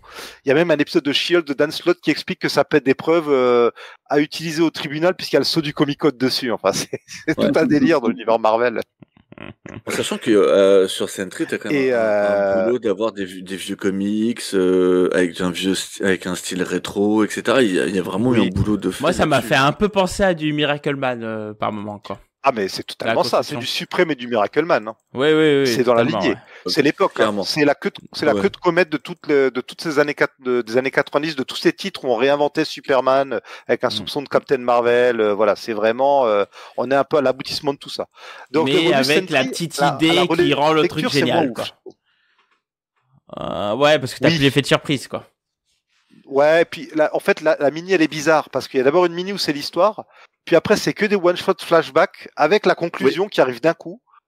Et je trouve que c'est trop brusque. La conclusion est trop brusque, en fait. C'est dommage. En fait, je pense qu'il aurait dû alterner les épisodes et la mini et pas, en fait, avoir la mini, les épisodes flashback et la fin. Ça, en termes de narration, pour moi, ça fonctionne pas à ce moment-là. Ouais. La réception, totalement d'accord. Et moyenne, hein, c'est là où ça va signer le déclin un peu de Paul Jenkins. Bah non, surtout pas. C'est vrai. Il y a eu de la déception. Hein. Non mais peut-être, mais juste après, il y a une autre série qui est ouf, quoi. Bah après Jenkins chez Marvel, son gros moment c'est vraiment, je dirais, 99 jusque 2002-2003. Après il va faire une. Vas-y Marty, pardon. Oui, parce que il y a son troisième gros coup, c'est quand même les origines de Wolverine. Voilà. On lui confie quand même c'est quoi, c'est 2001. de se dire bon, bah tu as le droit de révéler d'où vient Wolverine, qui il est, son nom. C'est pas n'importe qui qu'on confierait ça. Hein, et encore une fois, Jenkins, bon, il a pas beaucoup de comics au compteur, mais il a Leisner sur Inhumans qui lui ouvre plein de portes. Il y a ce récit qui. Et puis surtout que le dessinateur, c'est. Quand je l'ai relu, je me rappelais. C'est Adam Kubert. Donc. Ah oui, c'est Kubert. Ouais, mais Quesada fait les couvertures. C'est la couverture. Donc tu vois, c'est que tu sens que c'est comme le projet de l'année, quoi. Ouais. Bah oui, oui. Ouais, c'est vrai. Et c'était bien en plus. Alors après, j'ai relu, je me rappelais pas que dans le premier épisode, on jouait sur une ambiguïté qu'on ne savait pas lequel des deux personnages qu'on nous présente serait Wolverine. J'avais oublié ça. Ouais. Et puis c'est bien, mais moi j'ai toujours cru que c'était pas nécessaire. Mais bon. Et puis il y a ce choix couillu, mais discutable, de se dire je ne vais pas mettre dans le sabre ni Sinistre, ni personne, enfin ni aucun personne de l'univers Marvel qui pourrait exister à l'époque, ni qui sont associés à Wolverine. C'est couillu, ce qui fait qu'on est un peu déçu quand même, parce que c'est totalement décorrélé. T'as dans le sabre? Non. Si. Ah bah non, Doc c'est pas dans le sabre. Ah non. Ah, pour moi si, dans le sabre c'est lui. Ah non, Doc c'est un personnage à part. D'ailleurs, il est vivant dans l'univers Marvel. Ah non. Pour moi, il n'y avait pas de sable de mémoire. Hein. Il est dans le 2. Il est dans le 2 qui est minable et nul à chier. Oui. Mais dans le premier, pour moi, c'est pas celui-là qui est. Pour moi, il est dans le premier. C'est le Doc. C'est le fermier. Le demi-frère. Non. Ouais, c'est ça. Ouais. Alors justement, non. En fait, à l'époque, Jenkins faisait exprès de ne pas le dire et de laisser les gens décider si c'était le cas ou pas. Et Marvel a tranché ensuite. Dog Logan est un personnage à part qui vient un voyage dans le temps à la con maintenant et dans le présent. Il se baladait et ça. Oui, il a été amené dans le présent. Il se baladait. Oui. Enfin, il se balade en terre sauvage. Je crois. Ok, d'accord. Ah mais ok, d'accord. Pour moi, c'était dans le sabre en fait. Je m'étais même pas posé la question.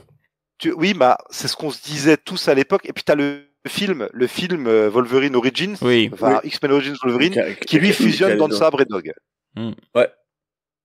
Donc non, moi ok, d'accord. J'ignorais. Cet horrible film, hein. Cet horrible film dont on n'en parle pas assez, à quel point il était nul à chier.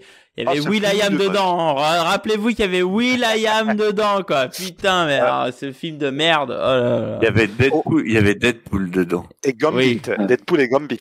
Et Gambit. Oh là là, quelle souffrance, quoi. Oh là là. C'était nul. Et au passage, je m'excuse pour tous ceux à qui je viens de spoiler comme un sagouin Wolverine Origins le comics. Ouais, ça va, prescription. Il y a des choses intéressantes, hein, comme aussi une interrogation sur est-ce que ses pouvoirs viennent de son père ou de sa mère. Il y a un autre frère, premier enfant. Alors maintenant, Marvel a tranché il y a pas très longtemps sur le fait est-ce qu'il est vivant ou pas, parce que ce mystère-là, Paul Jenkins écrit aussi Wolverine la fin dans la foulée, où il réadresse le mystère du frère caché de Wolverine. Un récit que j'ai relu et qui est pas mal en fait. Wolverine est très sympa, ouais. Ouais. La fin là, c'est pas mal. Pareil, encore une fois, très peu d'ennemis courants de Wolverine. Enfin, vraiment, il écrit un truc bien à part qui est à lire en résonance de Wolverine Origins. Et à côté de ça, il va quand même chez Marvel écrire 2 séries régulières, pas trop mal. Il va reprendre Hulk. John Byrne va essayer de relancer Hulk, ça va pas trop prendre. Et c'est pas de bol. Et derrière, Jenkins arrive et il raccroche les wagons avec le run de Peter David, puisqu'il revient sur les multiples personnalités. Il étend d'ailleurs un petit peu ça. Il fait même des révélations sur le professeur Hulk. Il y a vraiment si vous aimez le run de Peter David, lisez celui de Jenkins, qui était sorti. C'est pas celui avec John Romita Jr. qui est sorti n'importe comment. Alors. Tu penses plutôt au run le run suivant, celui de Jones. Ah oui, pardon, ok. C'est celui d'avant. Je vois, ok. Parce que celui-là, il est sorti en kiosque et il est sorti je sais pas si vous vous rappelez, il y avait des pockets au début des années 2000. On a eu chez Maxi Livre les petites éditions là, les best, je sais pas quoi là. Les best-sellers, ouais. Alors, il y a plein de noms, c'est succès du livre, best-seller, maxi-livre, enfin, il y a 3 noms différents pour ce truc. Et vous avez tout le run, il y a le run de Byrne, puis tout le run de Jenkins, sous ce format-là. Si vous les trouvez, c'est pas mal. Ça permet d'avoir le run en entier en 3 volumes. C'est assez agréable à lire, hein, c'est assez bien fait. Et à côté de ce run, où d'ailleurs il invente le Devil Hulk, qui fait penser qu'il pose des graines pour des idées qui vont être reprises, je pense, par Alewing ensuite. Je pense vraiment que Alewing, il a bien relu ce run-là, hein, parce que il y a des trucs qui font résonance, je trouve. Et à côté de ça, il y a un autre run assez important qu'on oublie beaucoup, c'est la reprise du titre Peter Parker Spider-Man qui sera ensuite relancé en spectaculaire. Ah là, je vois que Cab a l'air heureux qu'on l'évoque. T'as bien aimé cette série, Cab? Alors j'ai bien aimé et je me demandais si tu allais en parler parce que je trouve qu'elle est complètement sous-estimée. Oui. C'est vrai. Avec Viringo à un moment donné au dessin. Si ma mémoire est bonne, notamment sur un épisode muet qui est incroyable. Oui, les fameux 9 side. Qui sont souvent loupés, sauf quelques cas comme celui que tu évoques. Je vous invite à regarder la tête de Thomas qui... Non, c'est pas vrai. J'écoute attentivement parce qu'en fait, je ne connais rien de tout ça. Donc j'écoute attentivement parce que je connais rien et je découvre ça que j'ai vu passer. Je m'intéressais à la musique et je lis rien du tout. Non, c'est pile pendant ma pause. J'ai arrêté de 97 à 2020. C'est dommage. C'est plus sa période. Ouais, et donc cette série, comme tu le disais, Cab, vraiment excellent ce run qui malheureusement en France est sorti en kiosque. Il y a juste eu un deluxe. Il a été écrit et dessiné principalement par Ramos. Beaucoup d'arcs par Humberto Ramos et beaucoup d'arcs centrés sur les vilains. Il y avait le retour du bouffon qui avait eu lieu dans cette série. Il y avait un arc sur le lézard qui était pas mal du tout. Il y a eu vraiment de très très belles choses qui ont été faites. C'était une série un peu éclipsée par le Amazing de Straczynski à l'époque. Et très coupé par les crossovers parce qu'il y avait The Other, il y a eu des trucs comme ça. C'était très très coupé comme titre. Il a subi. Oui. Oui. Il a bossé Jen Kit, parce que les conditions pour quand tu fais une série, que tu essayes de faire un truc bien et que tu te fais couper par l'éditorial et qu'en fait tu dois suivre ce que fait le scénariste principal. Il a mangé. Ouais, il a subi. Il a d'abord subi comment ça s'appelait, la Disassembled, les Avengers. La séparation, et il a fait un arc qui d'ailleurs n'a rien à voir avec l'événement, un arc pas terrible. Il y a vraiment, voilà. Enfin, alors, je sais que j'ai été un peu long sur cette partie, mais c'est juste que pour vous rendre compte que pendant 3-4 ans, c'était un scénariste qui avait l'air de compter chez Marvel. On s'attendait à ce qu'il explose. Et puis, derrière, il va faire un arc sur Darkness, chez Image. C'est ça, Image, plutôt remarqué. Et puis, plus grand chose. Il est là. Il fait truc, mais voilà, il a plus jamais décollé. Je sais pas ce qui s'est passé. Il a plus d'inspiration, je sais pas trop. Parce que juste avant qu'il disparaisse, il est passé chez Spawn et il a fait Spawn Dishonored. Je voudrais en parler vite fait parce que je trouve que c'est vraiment excellent. C'est une petite série qui dure pas très longtemps. Et en fait, le but c'est de mettre en avant les peurs des gens. Où en fait tu vas avoir par exemple quelqu'un qui en fait a peur des escalators et va penser qu'en fait ça mène en enfer, etc. Et à chaque fois, tu vois que c'est des gens qui sont plus ou moins influencés d'un côté ou du mauvais par des anges ou des démons. Et en fait, t'as Spawn qui rôde en croque-mitaine que tu vois jamais ou très très peu et qui va intervenir des fois, pas toujours. Et je trouve que c'est une super série où vraiment on va parler de sentiments, de peur, etc. Mais des peurs profondes ou de syndrome post-traumatique. Tu vas voir un mec qui va voir quelqu'un se faire tuer, ça va le choquer, un enfant, et ça va le choquer, ça va le bloquer. Il va pas avancer en fait, tu vois, il va devenir muet, etc. Et en fait, je trouve que c'était une très bonne utilisation de Spawn d'en faire une espèce de croque-mitaine, de mec qui en fait est une troisième force à cette époque-là. En fait, puisque c'est la période où il est contre le paradis et l'enfer. Le paradis et l'enfer, ouais. Et en fait, et qui en fait essaie de redonner en fait du contrôle aux humains, mais que du coup tu vois pas en action, c'est pas un récit de baston, c'est vraiment un récit de sentiment. C'était dessiné par Dwayne Turner, c'était vachement bien pour le coup. C'est ressorti chez Delcourt il y a pas longtemps en un album. Vraiment, je conseille de lire ça, c'est très très très bien. Alors, faut préciser que il a fait la série Alters aussi avec avec Leila, voilà, avec Leila Lace, qui n'est jamais sortie en France. Je suis complètement dégoûté, qui était une super héroïne trans, pour le coup. Et ça a fait comme beaucoup de séries de Leila Lace, beaucoup de bruit. Et mais malheureusement, j'ai jamais pu la lire, donc bon, dommage. mais j'aimerais bien la lire un jour. Sûrement, je finirai par le prendre en TP, mais bon, je sais qu'il y a des problèmes de droit pour être adapté en France, mais bon. Si un jour on pouvait l'avoir, ça serait bien. Ah, j'ai pas lu du tout, donc ouais, je pourrais pas. Non, je connais pas non plus. Je pas lu du tout. Je connais pas du tout. J'avais lu le premier numéro. Si vous voulez lire chez. Moi, je vais rien dire parce que bon. Et puis chez DC, il a fait un très bel album sur Double Face. C'est, je crois, les tourments de Double Face ou un truc comme ça. Ah oui, tout à fait. Ah, est-ce qu'il était sorti en volume à part, je crois, chez Urban? Oui, en Marvel Nemesis. Oui. Ouais. DC Nemesis, voilà, oui. Ouais.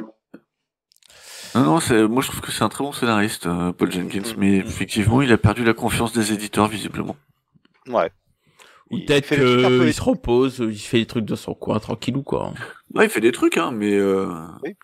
Parce que là, Sentry, il va encore toucher de l'argent, bon, voilà, quoi. Enfin... Oui, bon, il touche pas grand-chose, hein, sur les films chez Marvel, hein. Il va toucher 5 000 balles et un sneakers, hein. Là, avec Sentry, ça peut bouger. Souvenez-vous, Brubaker avait dit qu'il avait touché plus d'argent en étant figurant sur le film que en droit d'auteur avec Marvel. Pour une scène coupée. Oui. Non, mais je parlais plus par rapport aux rééditions et tout, etc. C'est plus par rapport à ça que je parlais. Mais... Oui, ouais, peut-être. Ouais, peut-être. Ouais. Si ça a un effet, ouais. Il avait réécrit une mini Sentry d'ailleurs à l'époque quand Sentry était revenu dans New Avengers. Il était pas bien. Sinon, pour finir, il a fait Fairy Quest. Si vous voulez voir un truc un peu différent. Ah, mais oui, c'est vrai qu'il a fait Fairy Quest. Oui, avec Humberto Ramos. Où il a fait Révélation. C'est un truc à la Da Vinci Code un peu bizarre parce que c'est pas fantastique tout le long et ça devient fantastique d'un coup à la fin. Très très très chelou. On dirait un arc de Hellblazer qui a été recyclé. C'est très très étrange. Ah, ça fleure bon le Hellblazer, je confirme. Oui, c'est du Hellblazer recyclé, c'est sûr à 90%. C'est clair. Enfin bon, on va s'arrêter là avec les scénaristes. On va faire une transition. Ouais. Là, on va être plus synthétique, messieurs, hein, parce que là, je commence déjà à crever, moi. Synthétise, hein. Ouais, voilà. Exactement. Hein, Cab. On va parler de dessinateur, hein, maintenant. Alors maintenant, synthétise-moi ça. Fais une petite synthèse. Parle-moi d'un bon dessinateur anglais. Bon, on va peut-être passer un peu de temps, mais... Écoute, moi, je vais synthétiser au maximum. On va parler de Brian Hitch. Brian Hitch qui a commencé comme commencé chez Marvel UK. Il n'a pas fait de 2000 AD, mais il a commencé chez Marvel UK. Il a fait, c'est un grand fan d'Alan Davis, hein, ça se voit au niveau de son dessin. Il a fait du Transformers dans les années 80, fin des années 80, début 90. Il fait un peu de She-Hulk, un peu de Teen Titan, un peu de Valiant. Et c'est dans les années 90 qu'il va rencontrer Paul Neary, qui va être son encreur fétiche pendant des années. Et en fait, à la fin des années 90, ça marche pas très bien pour Brian Hitch et du coup, il va se réorienter. Il va aller plutôt dans les films et dans le boulot de commercial, pardon. Et il accepte de faire un petit boulot de transition en attendant de passer d'une industrie à une autre, sur un petit bouquin qui s'appellera Wildstorm, qui à l'époque est donc une série en perdition, où on a appelé Warren Ellis. Et à ce moment-là, Brian Hitch dira il y a eu comme une lumière qui s'est éclairée. Et il fera pas tout, puisqu'il fera que les issues de 3 à 8, et après la 10 et la 11. Et en fait, à ce moment-là, Brian Hitch se dit qu'en fait, il va rester dans les comics. Juste après, il enchaîne avec Authority, et en même temps, il part pour faire la GLA. Avec notamment G11 Ladder, qui est, je l'ai dit des milliers de fois, je le redis, sûrement le meilleur récit de super-héros avec Mark Waid. Et après, il va faire tout un petit run sur la GLA qu'il va moins aimer, parce qu'il n'a pas la même connexion qu'il aura avec Warren Ellis, au point de vue du travail. Et après, c'est un grand inconnu. Il est contacté par Hamid, qui est le patron de CrossGen à l'époque, qui a quelques gros noms à son écurie, enfin, ou en tout cas des noms en devenir. Il y a Mark Waid, dans les gros noms, en nom en devenir, t'as Jimmy Chung à l'époque, qui sortait de ses débuts chez Iron Man, mais qui n'était pas encore le Jimmy Chung qui reviendra après chez Marvel. Oui, et puis c'était un peu en créateur own ou en droit partagé. C'était en droit partagé. Le but était en fait de créer une espèce de studio où les gens venaient travailler dans le studio et de créer une espèce d'émulation.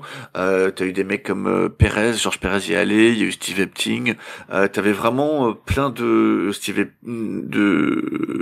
t'avais à la fois du vieux et du petit jeune qui montait. Il y avait Brandon Peterson aussi, qui à l'époque était une grande star. Maintenant il est tombé en désuétude, mais à l'époque Brandon Peterson ça cartonnait.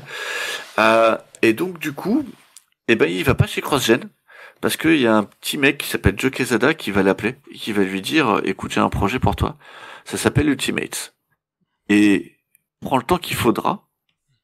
Il n'y aura pas de problème.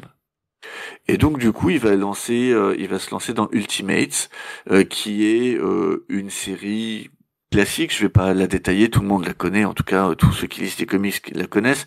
Ceux qui n'en lisent pas et qui veulent voir l'une des principales sources d'inspiration des films Marvel, lisez-la. C'est une série qui a eu beaucoup de retard, mais Brian Hitch à ce moment-là fait un travail sûrement son meilleur qu'il ait jamais fait. Et puis après, il va continuer à faire un peu de Marvel, mais à ce moment-là, son style va commencer à se dégrader.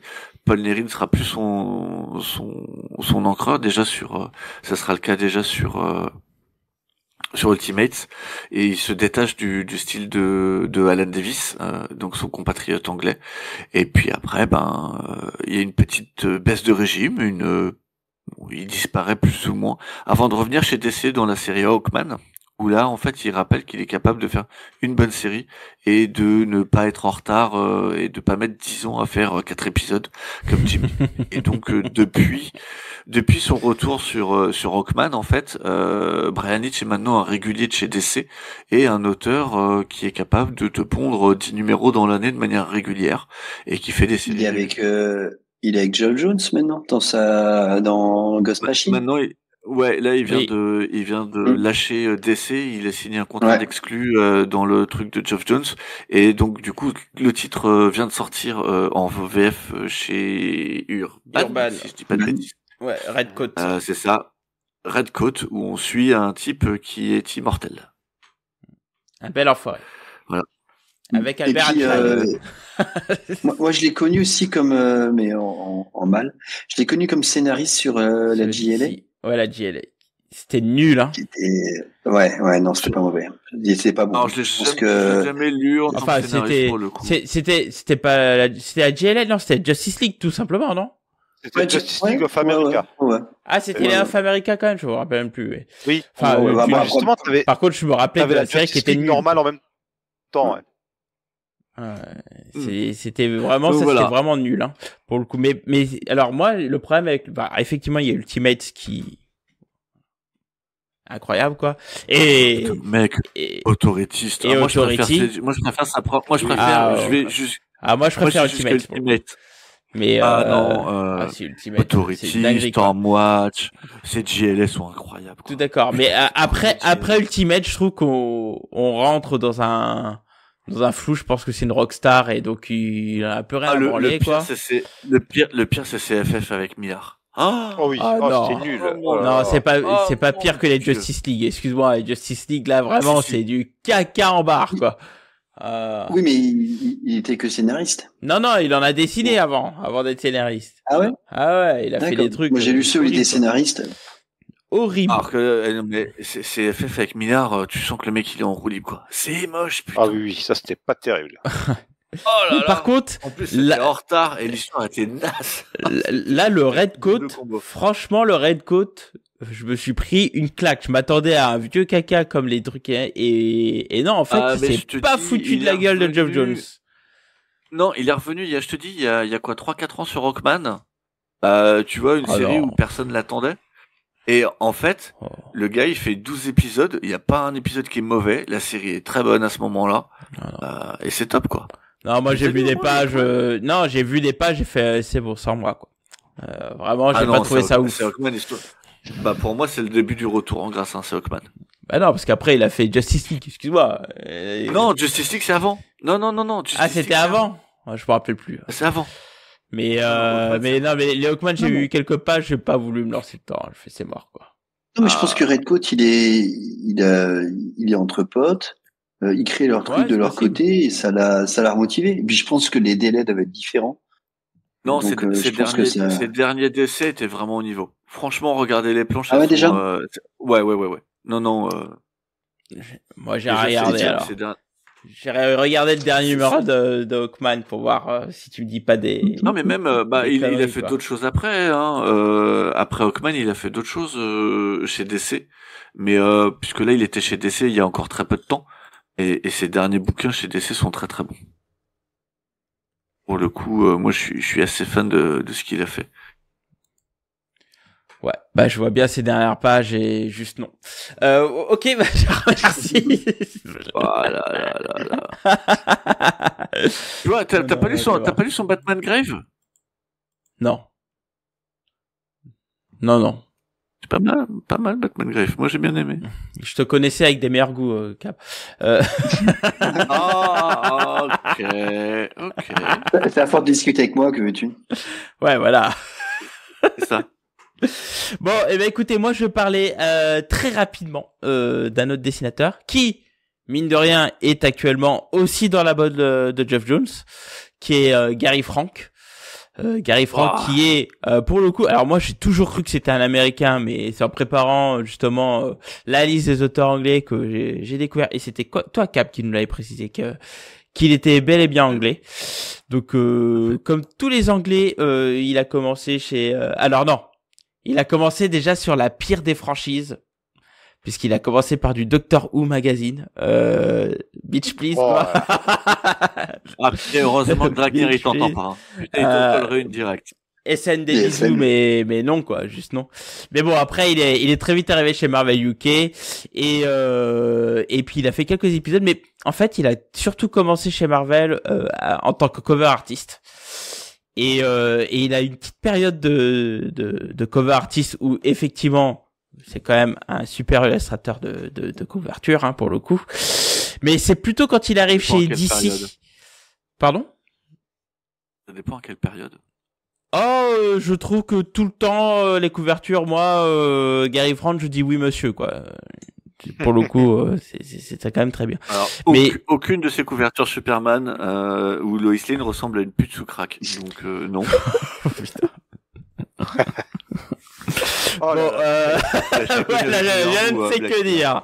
Je ne sais que dire. Putain, il m'a tué là, pour le coup. Je préfère partir plutôt que d'entendre ça plutôt que d'être toujours. C'est clair. Après, il a fait quelques épisodes par-ci par-là chez Marvel et DC, mais là où on voit finalement que c'est quand même un dessinateur qui est très attaché à ses auteurs, c'est que déjà dans les années 2000, il fait Midnight Nation avec Straczynski. Qui est une bonne petite série qui était éditée chez Delcourt, qui était plutôt cool. Et surtout, ce qui va lui ouvrir les portes de la gloire, hein, entre guillemets. Tout à fait. Et parce que tout de suite après, en 2002, il va commencer à travailler avec Geoff Johns. Alors c'est sur les Avengers qu'il va commencer dessus. Et il va faire quelques numéros de Supreme Power, encore une fois avec Straczynski. Vous savez, c'était la série Max. Qui d'ailleurs j'avais lu en deluxe et je me rappelle plus de la fin, donc je crois plus qu'il y avait vraiment de fin à cette série. Il y a pas vraiment, c'est une fin ouverte. Pas de fin. En fait. Ouais, voilà, c'est ça. Une relance de l'escadron suprême. Et il fait revenir toute l'équipe. Il y a une suite avec les Ultimates, enfin c'est le bordel, il y a des suites. Ouais, oui, il y avait un truc avec les Ultimates et tout, etc., mais que t'es pas terrible, quoi, pour le coup. Et mais bon, là où je veux surtout venir, c'est que après, il arrive chez DC avec Geoff Johns, et il arrive sur les Action Comics, donc sur le fameux run de Geoff Johns. Et là, là vraiment. La purge. Ah non! Jetez-lui des montres à ce gars, et le gars il aimait Hawkman de vrai Hitch, et l'autre veut dire ça. Oh là là, je vais te casser la gueule. Oh là là, c'est violent. Quel modèle. Gary Frank sur Superman, c'est une purge absolue. Ah non, moi j'adore quoi. Ah vraiment, c'est vraiment. Lois Lane, elle ressemble à rien, elle est moche, elle a des yeux cernes et camés, c'est horrible, c'est un enfer sur terre. Bah, elle bosse beaucoup. Ouais, c'est une femme qui travaille, respecte Lois Lane, merde. Ah mais je respecte énormément Lois Lane, c'est pour ça que je suis dégoûté qu'il l'ait dessiné. Oh, c'est pas possible d'entendre des choses pareilles. C'est clair. Non. N'écoutez pas cet énergumène. C'est vraiment très beau. Gary Frank, j'ai adoré avant en fait.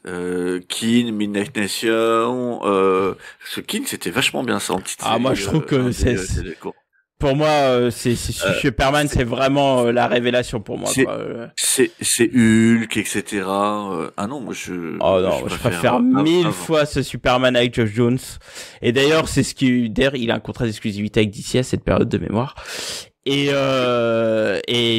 là on voit vraiment qu'il y a un binôme qui s'est créé parce que en fait il va plus. Alors autant il fait des gros slips rouges à Superman, autant il lâche plus le slip de Geoff Jones. Hein. Vraiment croire que c'est le slip de Geoff Jones qui dessine et il le prend comme ça, tu vois, gros biceps. Et je te lâcherai plus mon bro, tu vois, vraiment. Parce que derrière, et après il fait quand même ce que moi je dis. C'est pas faux, c'est pas faux. Calme-toi, Blacky. Ouais, mais regardez à quel point il serre le slibard parce que il va quand même faire les Batman Earth One dont on avait parlé dans le dernier Pale Rider, hein, pour le coup, qui sont plutôt jolis, même si moi je trouve pas que c'est une série extraordinaire, mais je trouve que c'est quand même une bonne série, mais qui est quand même une très belle série. Et puis il fait ce fameux Doomsday Clock dont on va attendre 40 ans pour c'est toute la série. Parce que malgré le fait que ce soit un dessinateur très lent, c'est quand même un beau dessinateur, quoi. Mais c'était beau Doomsday Clock.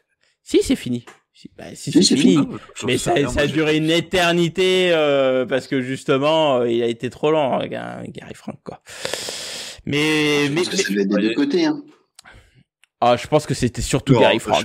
Je pense que Geoff Jones. À mon avis, Geoff Jones avait déjà tout écrit au chiottes tranquillou bilou et Gary Frank, il a mis 20 ans. Ouais, non, là pour le coup, je suis d'accord. Je pense que Geoff Jones, vu sa rapidité, vu ce qu'il pond, c'est pas un problème de chez lui. Ouais, en plus, lui qui kiffe Alan Moore et qui ferait tout pour essayer d'être à son niveau sans y arriver, globalement, t'inquiète pas qu'il y a déjà pensé depuis 30 ans. Hein. Oui. C'est clair. Enfin bref, moi c'est un dessinateur que j'aime beaucoup pour sa vision iconique des personnages. Alors là pour le coup on est entre le réaliste et l'iconique avec Gary Frank. Alors pour le coup en termes de dynamisme c'est pas fou. Par contre, en termes de représentation iconique, c'est très fort. Quoi. Enfin, le même regard de combatteur que Thomas, mais j'y arrive pas. Non, le problème c'est que chez Thomas c'est naturel, tu vois. Moi je sais pas mentir, c'est tout ça. Ouais, voilà. Je sais pas mentir. C'est pour ça que tu dis rien depuis avant d'ailleurs, Thomas. On t'entend pas trop ce soir, t'as pas trop envie de mentir. Non, parce qu'en fait, moi j'ai connu quelques pages sur ces Hulk. Bof. Ouais, par contre, j'ai découvert le truc récent, j'aime bien. Ouais. Son Superman, j'avais un bon souvenir. Là, j'étais en train de lire aujourd'hui de Geiger. Ouais. Et j'ai tout à fait d'accord avec toi. C'est pas le plus dynamique, on va être honnête. Les scènes de combat, c'est pas l'enchaînement des cases n'est pas exceptionnel. Par contre, la représentation des corps est très réussie. Il sait créer un univers et il m'embarque, quoi. Donc j'aime bien, mais sans tout connaître. Donc là aujourd'hui, je crois qu'il fait la série avec les masques là, je sais pas quoi, chez Geoff Jones là, je sais plus comment elle s'appelle la série. Vous savez, ils ont des gens, c'est des personnages qui ont l'air d'avoir des masques d'animaux, je sais pas trop quoi. Enfin bon, bref. Rook, non, Rook, c'est ça. C'est Jason Fabok, il fait Geiger. Oui, il est sur Geiger, t'as raison. Donc il s'éclate là-bas, faudrait que je lise le tome 2 d'ailleurs. Mais bon, voilà, c'est solide quand il a Geoff Jones parce que, voilà, force à ce geste, il tire bien le slibard, voilà. Putain, qu'est-ce qu'il faut pas entendre, je te jure. Qu'est-ce qu'il faut pas entendre, je vous jure. Et je vais enchaîner avec un autre dessinateur. Alors là, pour le coup, c'est un dessinateur que j'aime beaucoup, qui est Mark Buckingham, qui est moins connu pour cette époque-là, pour le coup, puisque Mark Buckingham, alors on en parlait au Pale Rider précédent, parce que j'ai lu la longue interview qui a été publiée chez Urban dans la collection des grands entretiens avec les auteurs. Et il avait commencé par Mark Buckingham, que j'ai lu, qui est vraiment très cool. En fait, Mark Buckingham, c'est un artiste qui est connu pour Fables, avant tout pour Fables, mais c'est un auteur qui était présent depuis très longtemps dans les comics, puisqu'en fait, il officiait comme encreur, en fait. Et on parlait de Neil Gaiman, etc. et tout. Et justement, il en crée Chris Bacalo. Notamment sur Def, faut savoir que c'est Buckingham qui en crée dessus. Et à force d'en créer et tout, bon bah de toute façon les encreurs aujourd'hui ça s'est dessiné, et il a fini par avoir sa chance et il nous a réalisé une œuvre pour moi qui est une œuvre majeure, qui est Fables, qui est un style cartoony mais avec vraiment une tonne d'inventivité sur comment séquencer une page, comment présenter des comics, surtout comme là Fables, évidemment ça reprend des personnages de contes. Donc on a vraiment un artiste qui a beaucoup joué sur le domaine, enfin sur le domaine et le thème de la série et inventé. Et surtout l'illustration, je pense que c'est hyper influencé par les illustrateurs, tu sais, du début du XXe siècle. Ouais, tout à fait, tout ouais. ça. Et on avait vraiment quelqu'un on a vraiment, parce qu'il est toujours vivant, encore on a quelqu'un qui a vraiment essayé d'inventer une planche, quoi. C'est-à-dire que il y avait vraiment à chaque, t'as plein d'histoires où il essaye d'inventer des cadrages, il essaye de décider des choses où on comprend le style du personnage, etc. et tout. C'est vraiment excellent. Enfin moi c'est un auteur que j'adore. En plus j'ai pas pu le rencontrer quand il est passé à la fac, mais j'ai un pote qui allait pour moi. En plus le gars est adorable. J'ai un peu discuté avec lui sur Facebook pour le coup. Et c'est vraiment un gars qui est super sympa, un bête de talent. Et puis bah voilà, lisez Fables, vous allez comprendre que c'est vraiment un super artiste quoi pour lui. Mais tu vois, est-ce que tout ça n'a pas influencé parce qu'il a quand même été l'encreur de Bacalo, pas que sur Death, il a été l'encreur de Bacalo pendant des années. Ouais, bien sûr. Est-ce que tout ça, quand tu vois l'inventivité qu'a Bacalo, c'est pas aussi une influence de Bacalo sur le style de Buckingham, un petit peu comme tu vois Merino quand il a commencé à dessiner en solo, qui a été l'encreur de Pacheco pendant des années. Tu reconnais un peu le style Pacheco, quoi. Ouais. Je pense. Ah mais et il le cache pas, il le dit. Mais je trouve que quand même Buckingham, il a réussi. Enfin, quand tu lis Fables, t'as du mal à penser à Bacalo. Ah, il y a quelques personnages où tu retrouves un peu le style, mais effectivement, ça reste différent de ce qu'il peut faire. De ce que j'ai vu de Fable, parce que j'ai pas tout lu, pour moi, est-ce qu'on peut, Fab, quoi. J'ai lu 3 volumes, c'est bien. J'ai trop de lecture en retard. Bref, ce que je veux dire, c'est que pour moi, non mais continue Thomas. Il prend, c'est ce que je disais, il prend à cœur cet univers et il y a un côté réaliste quand il est à New York. Il y a un côté pas mal de livres illustrés du début XXe siècle quand il est dans le village des fables. Les personnages sont, comme tu le disais, des fois très réalistes, des fois cartoony. Il arrive à créer une fusion des influences qui fait que c'est moins. Je trouve qu'on trouve pas trop ça l'influence de Bacalo. Peut-être dans ces pleines pages où on passe d'une case à l'autre par des lianes ou des choses comme ça. Mais ouais. T'as ça sur les premières périodes Génération X. Enfin, sur le deuxième, quand il commence à avoir en fait un style un peu rond, Bacalo, et que du coup il fait son deuxième passage Génération X, tu as ce type de choses. C'est moins poussé que dans Fable, où vraiment Buckingham va en faire quasiment une marque de fabrique, mais tu retrouves quand même déjà ce type d'éléments chez Bacalo aussi dans les premières Générations X, enfin dans les deuxième partie. Messieurs, il se fait tard. Mademoiselle. Et puis en plus, je crois que Thomas, il a des fables à lire. On l'a pas vu dans sa bibliothèque à lire. J'ai une bibliothèque à lire, quoi. C'est pas possible. On est nombreux dans ce cas-là, Thomas. On va créer j'ai les 8 premiers Fantastic Four, j'ai les 8 premiers intégrales de Spider-Man, enfin des trucs comme ça. Donc non. Il faut savoir classer en fonction des importances. Exactement. Ouais, c'est pour ça que je vais lire le dernier Scarlet de l'Energon Universe. Qui est bien. Oui, bon, ça va pas être Fable. Eh oui, ça vaut pas Fables, par contre. Mais alors, vraiment pas du tout, quoi. On va peut-être gérer ses prios, tu vois. Bah écoutez, on va s'arrêter là. Alors, on aurait pu évoquer Glenn Fabry et Simon Bisley, les hommes de la bière. Mais des très bons artistes pour le coup. Exactement. Steve Dillon, dont on a évoqué quand même sur le premier podcast, quand même. Et Dave McKean, qu'on a évoqué un petit peu avec Satanas et Voldemort. On aurait pu parler de Peter Milligan, mais je pense qu'on l'évoquera quand même sur le prochain. Ce serait bien, ouais, parce que je trouve que c'est un auteur qui est honteusement sous-estimé. Ouais. Et puis il explose au début des années 2000 avec voilà, il explose plus sur la partie suivante plutôt qu'ici. Pour moi, il explose sur la partie suivante, ouais. Ouais. Donc écoutez messieurs dames, on va s'arrêter là. On va clore cette partie de la vague Vertigo qui est principalement portée par le quintet de base avec Grant Morrison, Garth Ennis, Mark Millar, Voldemort et Nagani et Nanigi, pardon. Je crois que tu voulais parler que c'était porté par le dédain de Thomas, mais bon. Également. Et sa mauvaise foi. Et la mauvaise foi. C'est très injuste parce que pas dans cet épisode. C'est pas vrai. Mais non, c'est vrai. Pas dans cet épisode. C'est vrai. C'est vrai. Il est de mauvaise foi tout en étant honnête puisqu'il ne ment pas, donc il n'a pas beaucoup parlé. C'est bien. C'est pour ça que cet podcast ne dure pas 3 heures. C'est pas vrai. C'est pas vrai parce que là, c'est la preuve que c'est pas moi qui ralentis. C'est vrai. Oh, ça dénonce. C'est toujours moi qui ralentis. Enfin bon, bah voilà, on va clore cette partie de la vague Vertigo.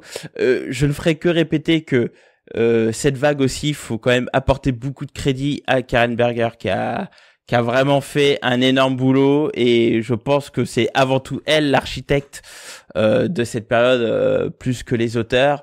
Même si évidemment, hein, c'est les auteurs qui font le spectacle, donc walou. La prochaine partie, je vois les noms, punaise qu'elle est longue encore une fois. On abordera la vague moderne des auteurs anglais.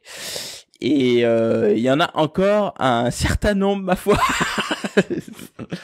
Donc après, est-ce qu'on durera 2 heures dessus avec toute cette liste? Je pense qu'il y a moyen.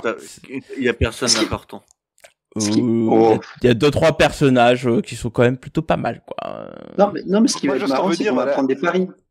On va prendre des paris parce que on va prendre certains qui sont déjà installés et d'autres qui commencent et de savoir est-ce qu'ils vont vraiment marquer autant, tout ça. Non, je trouve ça intéressant. Ouais, il y a des choses à dire. Il y a quand même pas mal de choses à dire. Bon, écoutez les amis, on va s'arrêter là. N'oubliez pas, vous pourrez toujours réagir au podcast, sur la news, sur le site, sur les Twitter, sur Instagram, etc. Principalement le Discord, c'est quand même plus simple pour le coup parce qu'on y est tout le temps. Et puis n'oubliez pas, hein, écouter les GG c'est bien et lire des comics c'est mieux. Et je vous dis à la prochaine. Allez, tchuss tout le monde. Bye bye. Ciao. Salut.